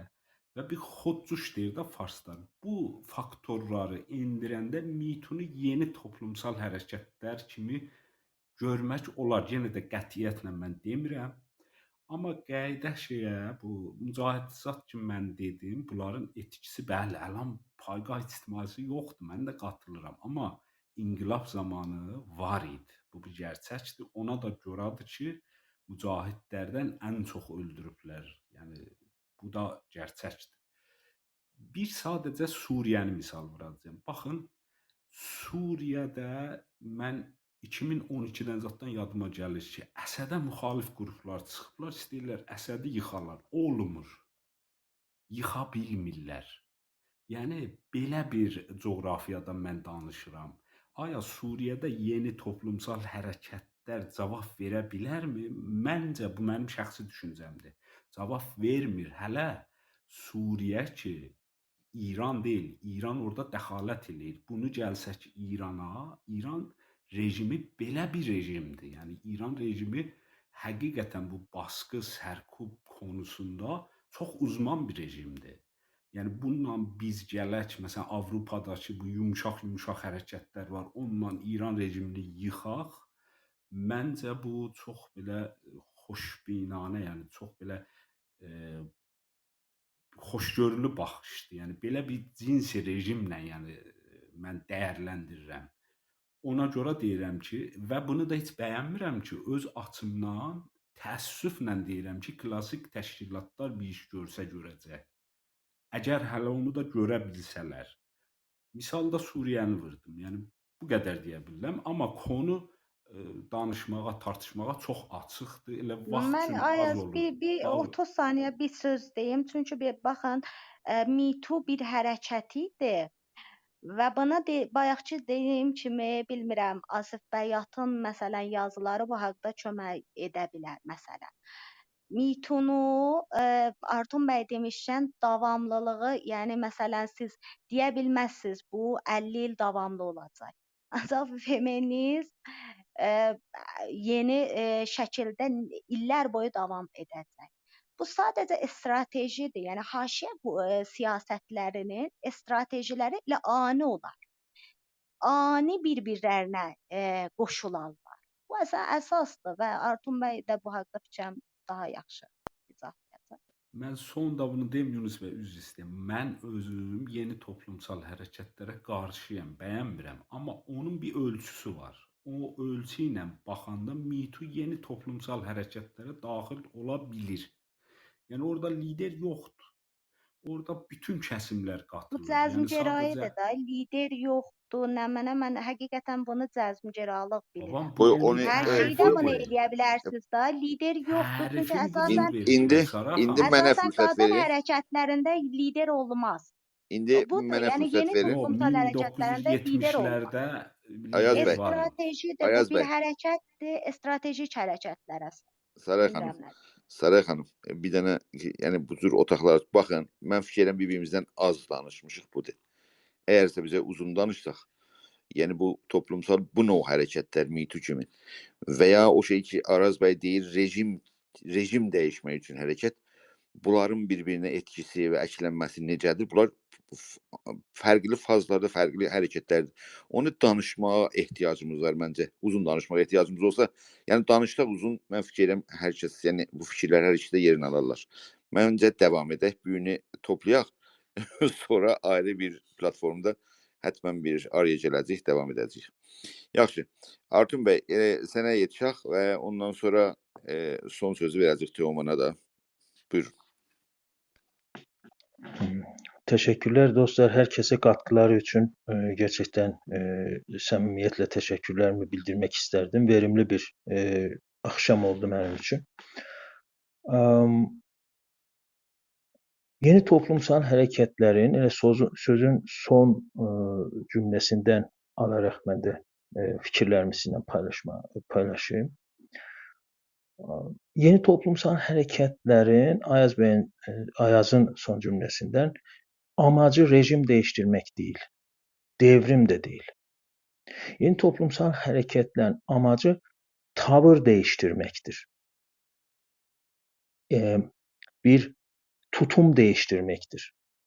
Yani bir engize değiştirmek, bir tutumun Farsçası neydi? Yunus Bey köməklər eləyə bilərsiniz, Teoman Bey, başlayın. Ben tutumun Farsçasını unuttum. Attitude da, İngilizcesi attitude'du, Farsçasını unuttum. Ruykert deyək də. Bir ruykert, bir approach, bir yaklaşım değiştirmektir. Harda? Bir konuda, bir sorun üzerine. Yeni toplumsal hareketlerin başka bir özelliği de budur ki, toplumu ve sorunları topyekün olarak ele almırlar. Bir problem üzerine, bir sorun üzerine odaklanılır ve o sorun üzerinden bineş bakış, Bəhram Bey dediler, çok sağ olun bu tutuma.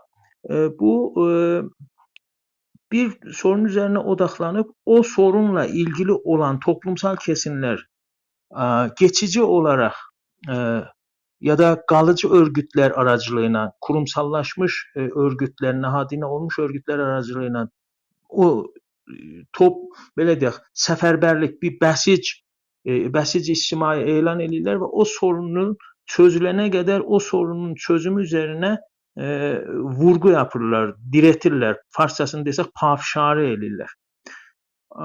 Ama klasik toplumsal hareketler sorunları birbirinin yanına koyurlar ve bu sorunların çözümünü məşrut edirlər bir değişkene. O da devrim. Rejimin ya da sistemin topyekün değiştirilmesine. Burada farklı yine şeyler var. Toplumsal hareketlerin amaçlarıyla ilgili şeyler söylenebilir. Yalnız ben gene sualları burada şeylemişim, not almışım. Misal için yine Ayaz'ın sorusunda neden Kürtlerde teşkilat var, davamlı sürekli teşkilatlar var ama bizlerde yok. Ben həmişə bir toplumsal olgunu, ictimai pədidəni analiz eləyəndə həttəmən Ayaz da bu şekilde yaklaşar. Çünkü bunlar toplumsal bakış açısının cəmiyyətşinaxtı analizlerin şeydir da, əlifbasıdır. En azından 3 levelde baxırlar. Mikro, mezo, makro.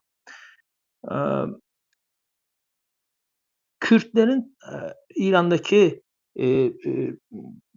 örgütlülük, teşkilatlanma, toplumsal teşkilatlanmışlıq yapıları Türklərlə fərqlidir.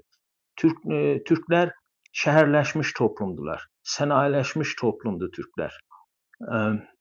Modern dünyanın değişkenlerine, faktörlerine ayak uydurmuş bir ölçüde, tamamen demirəm bir ölçüde. Ama Kürt toplumuna baktığımızda bu yoktu. Dolayısıyla bu biraz Türklerden farklıdır. Yani orada şehirleşmişlik oranı ve maişet yöntəmi, yaşam tərzi fərqliliklər var. İndi burada nəyə getmək istəyirəm? Desertonun, Michel Desertonun gündəlik həyatın kəşfində, gündəlik həyatda necə eyləm gerçəkləşdirilə bilər, fəaliyyət gerçəkləşdirilə bilər, gündəlik həyatda necə dirəniş mümkündür. 2 ciltlik kitabı var. Onun bir də bu şey var, James Scott var. Bunun bir şey var, kitabı vardır. Domination and Resistance, Arts of Resistance İngilizcəsi. Məndə türkçəsi yoxdur, ona görə şey eləyəmirəm, oxuyam. Türkçəyə də çevrilib də bu kitab. Bir də bu Manuel Castells'ın şey var, Ağ Toplumları, Network Society kitabı, bir də Power of Identity, Kimliyin Gücü deyə. Bu şeylərimdə, mütaliələrimdə mən bunların, bir də şey var, Soft Power kitabı var, bir dənə bu Nayın kitabı, soyadı ağlımda qalıb, şey kiçik adını unuttum. Galiba Charles idi. Yumuşaq Güc kitabında, analizində bir şey işarət eləyirlər bunlar. Strateji ilə taktiki ayıranda, özellikle Deserto böyle bir ayrım yapır. Taktikin bir otonom bir mekana, taktiksel direnişin o otonom bir mekana ihtiyacı yoktur. Ama sen bir strateji geliştirmek istersen otonom, bağımsız, özerk bir uzaya, bir fezaya ihtiyacın var. Ki o fezada sen güçleri arkain bir şekilde toplayasan, orada düşünesen, plan, program oluşturasan ve bu plan programı necə uygulayacaksan ona təsmim tutasan, qərar verəsən və icra eləyəsən. Bunun maddi qaynaqları olacaq, düşünsel qaynaqları olacaq ki, bunları hifz eləyə biləsən. Nə üçün? Sürəkliliyi sağlaya bilmək üçün, tədavümü sağlaya bilmək üçün. Amma taktikdə buna ehtiyac yoxdur. Taktik düşmanın alanında, düşmanın sahasında mümkündür. Yani girersen o sahaya, orada düşmanın səhvinə bir cızıq atarsan, qaçarsan. Görünməz olarsan. Bəzən də yaxalanarsan. O indi şans əsəri hangi sonuç gerçekleşirse o gerçekleşir. Dolayısıyla klasik toplumsal hareketler o zaman mümkün idi ki bu özerk alan mümkün idi. Kürtler üçün bu özerk alan mümkün idi. İran'daki muhalif Kürtler Irak'ın kuzeyinde Saddam öncesi Şah dönemi böyle bir özerk alan tapabilirdiler. Irak himayet eləyəndə oraya gedirlər, orada mərkəzlərini qururdular ki, oraya İran güçlərinin, İran güvənlik güçlərinin əli yetişmirdi. Irak'ın Kürtləri də gəlirlər İranda və ya bir qismi də Türkiyədə. Dolayısıyla istəyəm bunu deyəm, mikroda, bəli, Kürtlərin yaşam tərzi, məişət və keçim yöntemləri bir buna izin verir ki, güvenlik güçlerinin ulaşımından, ellerinin yetişmesinden, onlara çatmasından uzakta, dağlarda, mağaralarda, köylerde, orada, burada barınabilsinler. Bunun dışında bir de sınırların ötesinde, mərzilərin ötesinde bir otonom, bir özerk alanları var ki, orada eləyə bilərlər öz bəqalarını, varlıqlarını mübqa eləyə bilsinlər, sürdürə bilsinlər, bəqalarını devam etdirə bilsinlər, güvənlik altına alsınlar. Bir də bunun yanı sıra sadece bölgesel güçler değil, küresel güçler de bunları o şeylere, devletlere karşı ister İran, ister Irak, ister Türkiye bunları kullanırlar. Yani dolayısıyla bunları bəsləyirlər. Bunlara eğitim verirler. Yani dolayısıyla bu özerk alan, Deserto'nun dediği bu özerk alan hem geniş hem de güçlüdür. Yani gedib orada sığınıp öz varlığını sürdürə biləcək bir fəza var. İndi yeni toplumsal hərəkətlər, hani dedik ya, rejim değiştirici, topyekün değiştirici değil, tavır değiştiricidir, tutum değiştiricidir ve reformisttir bir anlamda da ve parçalıdır. Yani problemleri parçalayır, problemlerle ilgili olan toplumsal kesimleri örgütlüyor, təşkilatlandırır, bəsic eləyir. Bir an için bir meselenin həllinə onların səsini yüksəltir, varlıqlarını toplumda göstərir, səslərini duyurur və belə bir problemin olduğuna işarət edir. Necə ki, mən o Farsidə Farsça ilə problem yaşayan insanların sesini yükseltti. Amaç da buydu. Me Too'da da Amerikan sisteminde, Batı sisteminde üst sınıf erkeklerin orta ve alt sınıf kadınlara necə davrandıklarının bir aynası olmak için, göstergesi olmak için bir ses ortaya koydular ve başardılar da. Mən o Farsi de başarılı bir şey oldu, eylem oldu. Bakın eylem ile hareket ayrı-ayrı şeylerdiler. Eylem deyirəm ona. Şeye gələk, şablonlara gələk və İranın bugünkü gerçekliğine ve İran'daki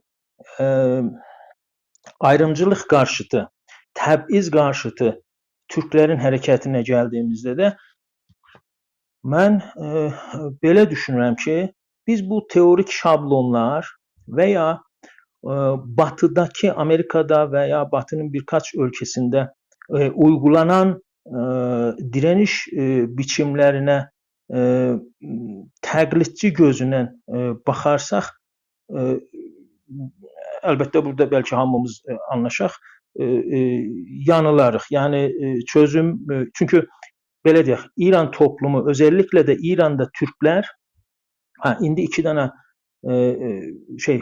kavram hatırıma geldi, onları da sizinle paylaşayım. Bakın, örgütlü toplum diye bir olgu var, bir pədide var, bir kavram var, kavramsal çerçeve var, örgütlü toplum. Bir de ağ toplumları, bu Manuel Castells'ın dediği. Yeni toplumsal hareketler örgütlü toplumlarla ağ toplumlarında işlevseldir. Karkerdi var, fonksiyonaldır. Ama İran sivil society midir, sivil toplum mudur İran? İran örgütlü bir toplum mudur? Değildir. Bir tarafta örgütlü bir devlet var, her şeye sahip. Öbürü tarafta örgütsüz bir kütle var. Atomize edilmiş bir kütle var. Dolayısıyla burada mən belə düşünürəm ki, fürsətlər və təhdidləri diqqətə alaraq, imkanlar və imkansızlıkları diqqətə alaraq, bakın bunlar çok önemli şeylerdiler. Tekrar altını çizərək deyirəm. Mümkün ve mümkün olmayan, imkanlı ve imkansız olan, fürsət ve təhdid, ödül bedel, yani ödül bedel şeyinin neydi Farsçası? Padaş o ceza da deyək. Zərər və mənfəət deyək. Şeyini eşitmədim, o birisini Teoman bəydən sağ olsun. Mənfəət. Mənfəət və zərəri göz önüne almaqla mənim təşxisim budur. İndiki şərtlərdə hədəf qruplar oluşturula bilər. Hədəf qrupdan nəyi qəsd edirəm? Ki, sürəyənliyi ola bilsin. Məşru zəmində bugün mətuf eləməyək. Baxın, müxalifətin, xüsusən mən elə Yunus bəy də buradadılar, elə eleştiri də olaraq lütfən məndən qəbul eləsinlər. Bir çox danışıqlarında, bir çox oturumlarında görürəm ki, müxalifət, hətta bizim müxalifətdə, yəni Yunus bəyin mənsubu olduğu təşkilatın oturumlarında, toplantılarında və bildirilərində də bir çox şey mətuf olur rejimi bir bütün olarak görünür, yekparça görünür və mətuf olunur o ana ki, rejim dəyişiləcək. Rejim dəyişiləndən sonra belə olacaq. Rejim dəyişildikdən sonra elə olacaq. Mən 90'lı illərdə Təbrizdə sol məhfillərlə irtibatım olurdu. Orada belə bu etnik məsələləri, etnomillət həqlərini filanları düşünəndə, qadın həqlərini filan düşünəndə, tartışılanda çox qolaycı bir cavaba, çox rahatlatıcı bir cavaba gedirdilər. Deyirlər ki, onların qüssəsini eləməyin siz. Sosializm gələcək, sosializmdən sonra bunların hamısı sosializmdə həll olacaq. İndiki müxalifət də deyir ki, öyle deyək, ideolojik müxalifət, yəni mərkəzci, fars mərkəzci müxalifət və dış fars mərkəzci dışındakı müxalifətlərdə deyirlər ki, bu rejim gedərsə, rejimi yıxarsaq, belə olacaq, belə eləyəcək, elə eləyəcək. Bunlar bu tip yaklaşımlar indinin inkarıdır, indini görmemektir. Ya gelecek odaklıdır, ya geçmiş odaklıdır. İndi burada, bu koşullar, bu şartlarda bir şey yok, bir problem yok. Bir de ki failin meçhul şeyler var, iddialar var. Millət belə eləyəcək, millət elə eləyəcək, xalqımız filan eləyəcək. Baxın, artıq bu xalqdır, millətdir. Bura şeydir ha, yəni umumda danışsaq bəlkə bu şəkildə danışmayaq, amma daha indi işlər biraz təxəssüsləşdi biraz, bəlkə yeridir belə bir şeyləri aşmaq. Dostlar, millət deyə bir aktör yoxdur toplumsal güc ilişkilərində. Xalq deyə bir aktör yoxdur. Bunlar məfhumlardılar, kateqorilərdilər. Aktörlər, oyuncular, örgütlü azınlıqlardılar. İstər iqtisadi, istər siyasi, istər kültürel, istər sosial olsun, az örgütlərdiler. Bunlardılar. Siz deyirsiniz, dostlarım biri dedi, Xumeyni'nin təşkilatı yox idi. Bu, yani tamam, bir insanın donanımı olmazsa, bir mən ona eləmirəm, intiqad eləmirəm o dostumuza, kesinlikle özünə almasınlar, ama sosyoloji bunu demez. Sosyolojik bakış açısı farklı bir şeyler gösterir bize. İttifakın Xumeyni o dönemdeki örgütlerden, Hizb-i Tudəsindən tutun, Mücahidindən tutun, fədailerinden tutun filan filan, daha örgütlü bir yapıya sahibidir. Hangi örgütlü yapıydı bu? Toplumun mətnində olan, bətnində olan bir yapı. Məscidlər, cemaat imamları, mallalar, her yerdeydiler bunlar. Ve bugün de İran'da en büyük örgütlülük özelliğine sahiptiler bunlar. Yani toplumsal düzlemde diyelim, toplumsal kültürel düzlemde. Bir tane düğmeye basmağına 50.000 insanı fikrini, zikrini değiştirebilirdi, etkileyebilirdi. Ayrıca bu gücü gören CIA, MI6, KGB, Fransa'nın istihbaratı, Alman istihbaratı buna sahip çıktılar. Yani küresel güçler. Bundan bu örgütlülük olabilir miydi? Dolayısıyla mikro, mezo, makro düzlemde baxırıq görürük ki, Xumeyni ve İslamcı hareketin örgütlülüğü diğer örgütlülükler yanında, tamam fedailerin, Tudənin arkasında da şey vardı, Sovyetler Birliği, Şurevi var idi. Ama baxırıq görürük ki, yine de makro düzlemde anlaşma o şekilde gerçekleştirilir ve o şekilde Paris'ten uçağa mindirilerek Tehran'da yendirilir ve devamını da hamımız bilirik. Dolayısıyla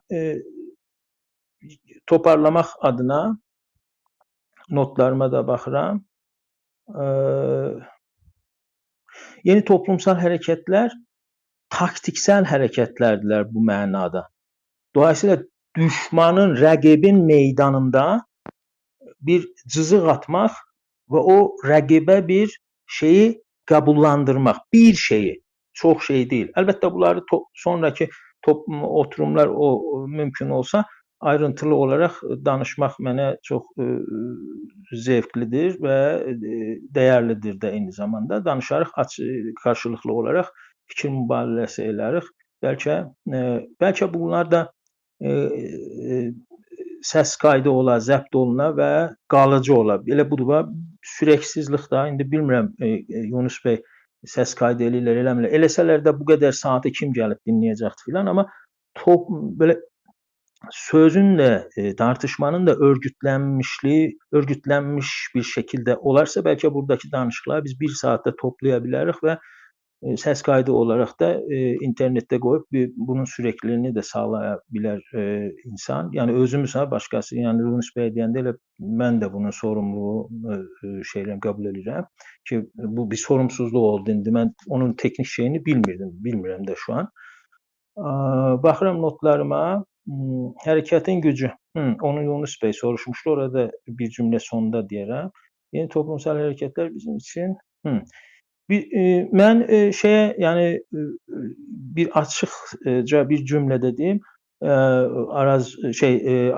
Ayazın klasik toplumsal hərəkətlər və liderli toplumsal hərəkətlər bizim işimizi görər ya da buna cavab olaraq, həqli olaraq da sarayın verdiyi bunun zəmini hardadır? Yəni İranda Türk toplumuna, Türk etnomillətinə bu zəmin hardadır ki, klasik bir toplumsal hərəkət oluştursun, bunun mərkəzi olsun, deyək ki, elə yurt dışında oldu. Yurt dışında olsa zaten məşruiyyətini kaybedəcəkdir. Yabancılar deyəcəklər, filan deyəcəklər.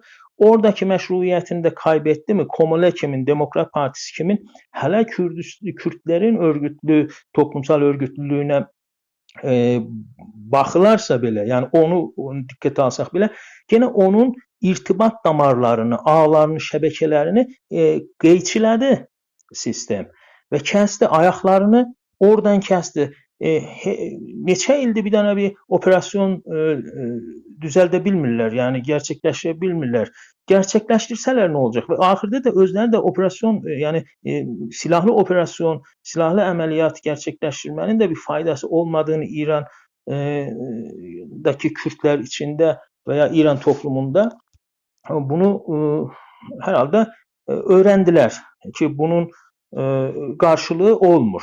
Yəni toplum tərəfindən bu bəlkə daha çox qəbul görmür və onun məşrusuzluğunu bəlkə sistem sağlaya bildi, nizam sağlaya bildi. Bunlar yenə də tartışmalı məsələlər. Bizim olsa, yəni mərkəzi Chicago'da olsa, televizyonu olsa və başqa şeyləri də olsa deyək ki, bu otonom bölge sayıla bilər. Evet, ama bu otonom bölgenin içerideki meşruiyeti ve dışarıdaki küresel güçler buna ne kadar ışık yakarlar ya da destek verirler, bunlar da tartışılacak meseleler. Gene sürekli olmaya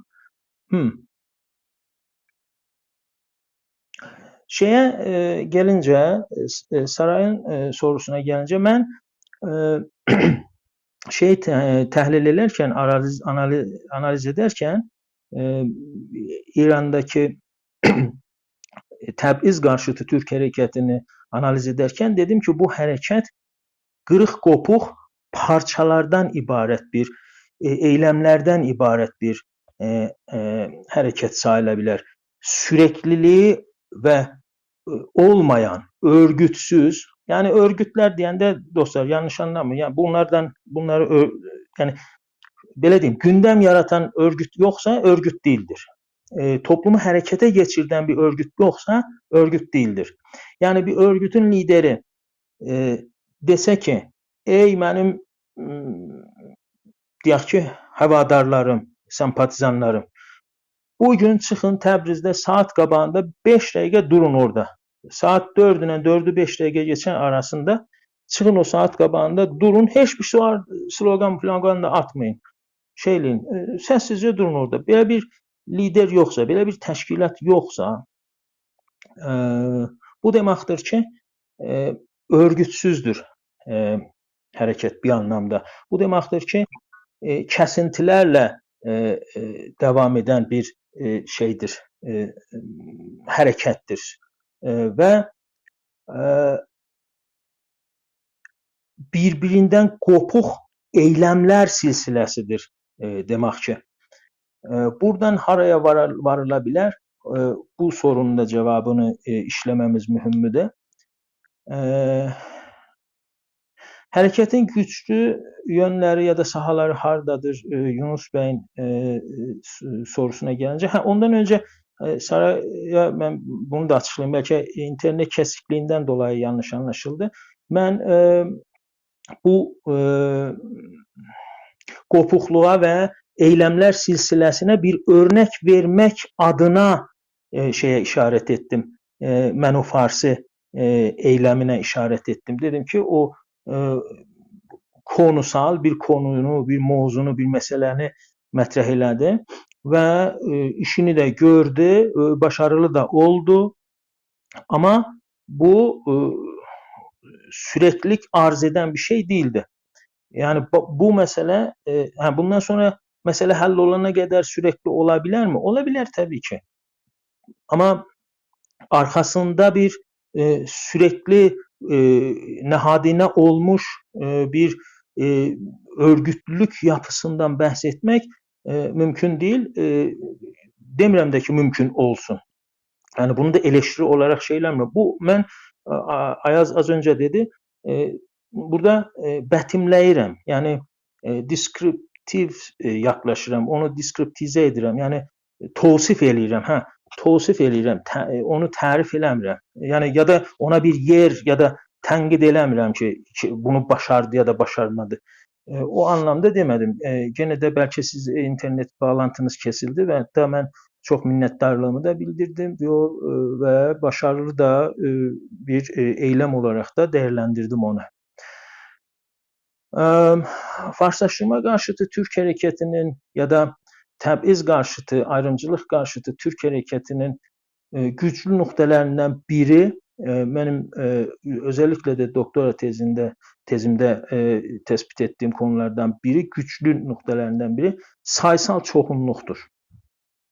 Bu sayısal çoxunluq İran'da hiçbir toplumsal harekette ya da nadiren bir iki toplumsal harekette göründü ama bir konu olarak hiçbir toplumsal harekette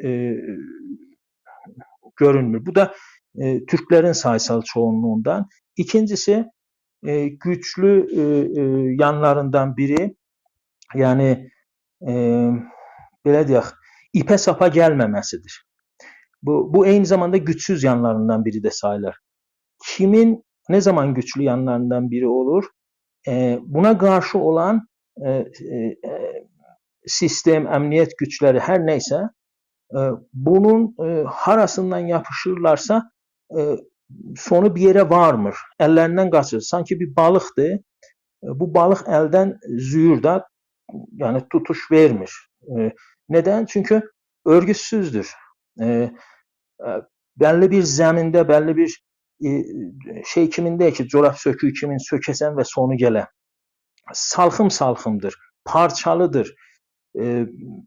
Bir yerde 5 nəfər tutuklanır, o 5 nəfərlə olay bitir. Onun ötesi yok. Çünkü o biri 5 nəfərlə ayrı bir irtibatları var imiş. Yalnız burada bu da güçlü şeylerden biridir. Ve güçlü olabilecek şeylerden biri, faktörlerden biri de söylemsel meşruiyet ve hakkaniyet tarafıdır. Eğer söylemsel olarak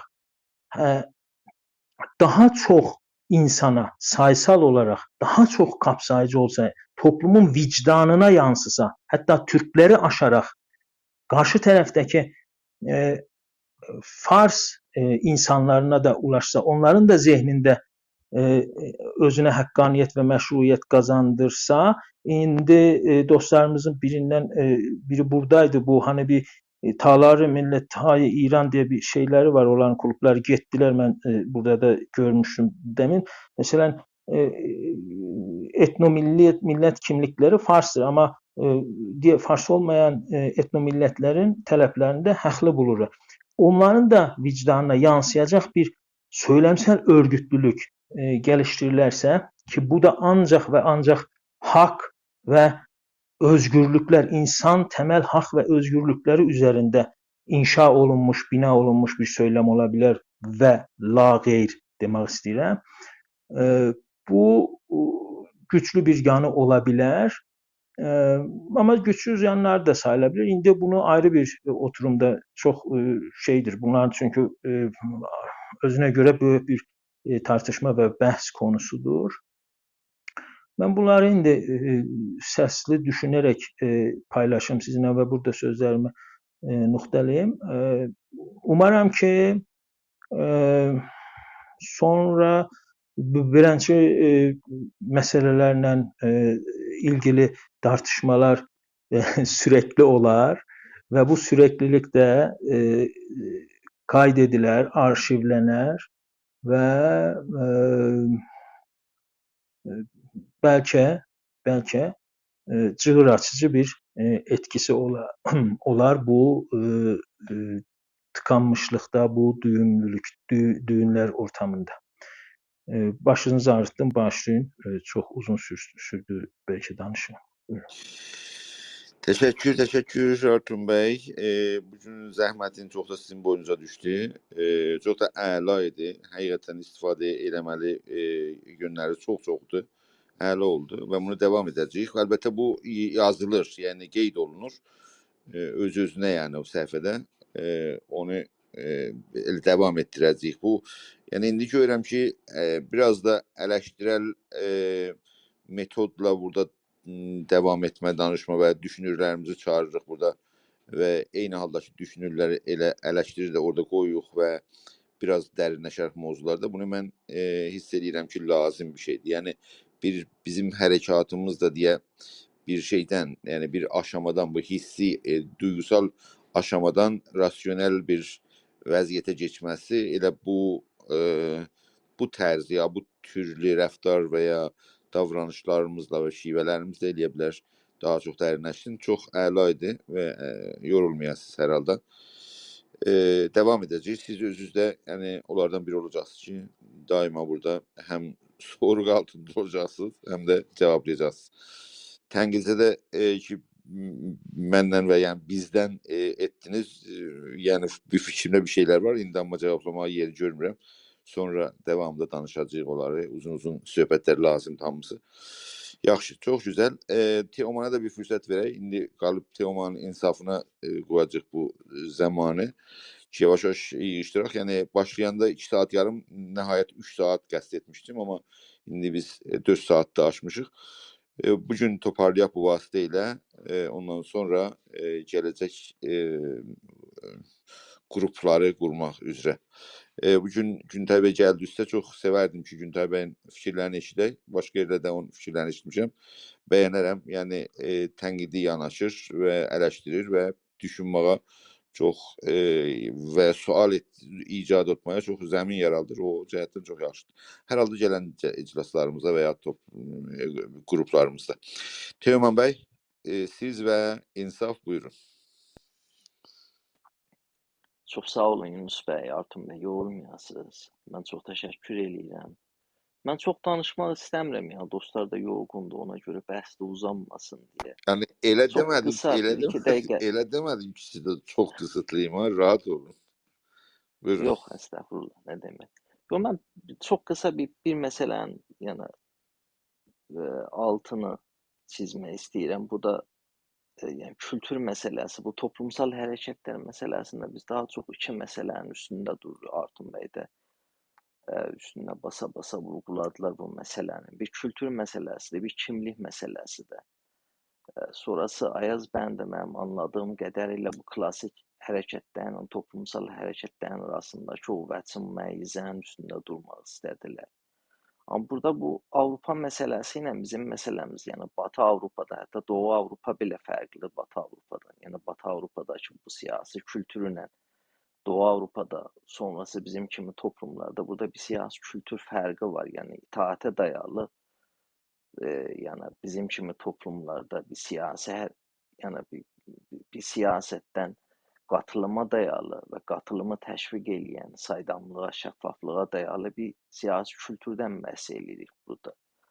Ona görə bu klassik hərəkətlərdə, yəni Batı Avropada, yəni bu toplumsal hərəkətlərin meydana çıxmasındakı əsas səbəblərdən birisi daha çox bu işçi sınıfının, yəni Avropadakı bu toplumsal mücadelədəki, siyasi mücadelədəki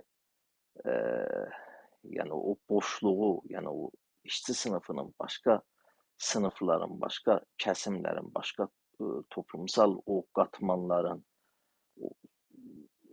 öz yəni argümanının içində onların argümanını əridərək, onları daha çox yəni geri plana itərək, yəni bunun qarşısına çıxmaq üçün bu toplumsal hərəkətlər məsələsi daha çox o Fransada ortaya çıxır. Bizdəki məsələ amma tamamilə fərqlidir. Yəni bizdəki məsələ budur. Madəm qarşı tərəf sənin varlığını qəbul eləmir, yəni niyə İranda toplumsal hərəkətlər ayaq tutmur? Mən qadının varlığını qəbul eləmirəm. Yəni məsələ budur. Sən qarşı tərəfin varlığını qəbul eləmirsən. Erkək olaraq qarşı tərəfin varlığını qəbul eləmirsən. Bir etnik qrup olaraq başqa kəsimin varlığını qəbul eləmirsən, inkar eləyirsən, aşağılayırsan. Ona görə toplumsal hərəkətlərdə ullaqlaudan bizim öyrəndiyimiz budur, yəni. Burada heç bir kəsimin tələbi, başqa bir kəsimin tələbini yəni öncələmir.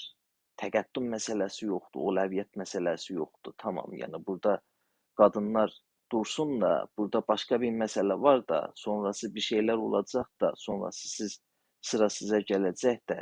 Yox, məsələn, burada aciliyyəti, burada iqtisada verək də, kültür məsələsini ötələyək də və ya bu inkar məsələsidir, bu yox sayma məsələsidir, bu ötələmək məsələsidir, bu ertələmək məsələsidir. Ona görə bu bizdəki, bizim kültürdə bu toplumsal məsələ bir şəkildə ayaq tutmur. Niyə? Aktyor bəhsi də Artum bəy aktyor məsələsindən bəhs eləyir. Aktyorlar burada eşit deyirlər, yəni. Eşit dəyərdən çıxış eləmirlər. Yəni burada bir türklə bir kürdün və ya ərəblə kürdün və ya mərkəzdə oturanla, haşiyədə oturan, Təbrizdə oturanla, Tehranda oturan, Təbrizdə oturanla Təbrizin haşiyəsində olanlar eşdəyər deyirlər. Təbrizli ətrafındakı insana aşağılayır. Təbrizli Ərdəbilini aşağılayır. Ərdəbilli başqa bir şəhərlə aşağılayır. Urmiyalı Xoylunu aşağılayır. Xoylu Makilini, Səlmaslını aşağılayır. Siz burada eşdəyəri olmayan bir yığın aktyorla tərəfsiz. Ona görə bu toplumsal hərəkət deyir isə ciddi bir şəkildə durub toplumu eleştirəcəksən, kültürü eleştirəcəksən və bu eşdəyərli, yəni insanların arasındakı eşit münasibətləri bəsləyən, eşit münasibətləri ortaya çıxardan bir fəzanın içindən sən bir toplumsal hərəkəti ortaya çıxarda bilərsən. Yoxsa bu lafla, bu bəhslə, bu gözəlləməklə toplumsal hərəkət olmaz. Burada bizim Azərbaycanlı olaraq, burada bizim qadın olaraq, burada bizim bir dini azınlıq olaraq və ya azınlıq durumuna düşürülmüş bir kəsim olaraq varlığımız inkar olur, məsələlərimiz ertələnir. O zaman burada toplumsal hərəkət yoxdur. Bu bir liner, yəni xətti, çizgisel bir şey deyil. Yəni tamam, burada bir Avropadakı klasik mənada, anlamda bir siyasi hərəkət var. Tamam, sonrası biz keçdik, yəni toplumsal hərəkətlərə. Avropada da sıxıntı buydu. Avropada deyir, qardaşım, tamam, siyasi partilərin hamısı gücə odaqlanır. Həyat nə demək o zaman? Kültür nə demək o zaman? Çeşitlik nə demək o zaman? Mən həyat tərzimi yaşamaq istəyirəm. Azərbaycanda da indi bizim coğrafiyada da gənclər həyat tərzini yaşamaq istəyirlər. Gənclər həyatdan keyif almaq istəyirlər. Nəşəli bir həyat yaşamaq istəyirlər. Toplumsal hərəkət budur. Həm var, həm ola bilmir. Olmalı da bu mənada ki, toplumun kültürel tələblərini önəmsəyən bir hərəkətlər olmalıdır. Həm yoxdur buna görə ki, insanlar bir-birindən keçinə bilmir. Məsələ odur. Ona görə bizdəki bu siyasi hərəkətlər, mən buna da bu mənada bir eleştiri gətirim. Atatürk'ün məşhur bir cümləsi var, mən çox sevdiyim, hakimiyyət de qeydsiz, şərtsiz millətində. Biz siyasətdə partilər əsasda gücə odaqlanır. Tamam, bu güc nə üçündür? Parti, bir şəxs və ya bir cəmiyyət gücü əlinə alır, toplumu yönədir. Toplumsal hərəkətlərdə burada parti qədərilə, mənim oxuduğum qədərilə burada məsələ, yəni bütün hədəf və qayə güc deyil. Məsələ buradakı toplumun yönətməsidir. Özərk bireylərin, özərk yəni öznələrin ortaya çıxmasıdır. Yəni o şərtlər hazırlanır. Burada toplumun fərqli qatmanları, toplumun o bireyləri, toplumdakı ortaya çıxan o bireylər, yəni o şərtlər hazırlanandan sonrası bunlar öz qədərlərinə sahib çıxa bilir. Bu olmadığı sürəcə toplumsal hərəkətdən də bizim bəhs eləməmiz mümkün deyil. İndi bu toplumsal hərəkəti necə oluşdura bilirik və ya siyasi hərəkəti necə oluşdura bilirik, örgütlənmə, bilinçlənmə, bu bizim toplumumuzda necə gerçəkləşə bilər, bunu uzun tartışa bilirik. Mən çox yormaq istəmirəm. Çox sağ olun, çox təşəkkür edirəm. Hər kəsə salamlar. Çok sağ ol Teoman Bey. Lütfedin. Güzel yönleri vardı.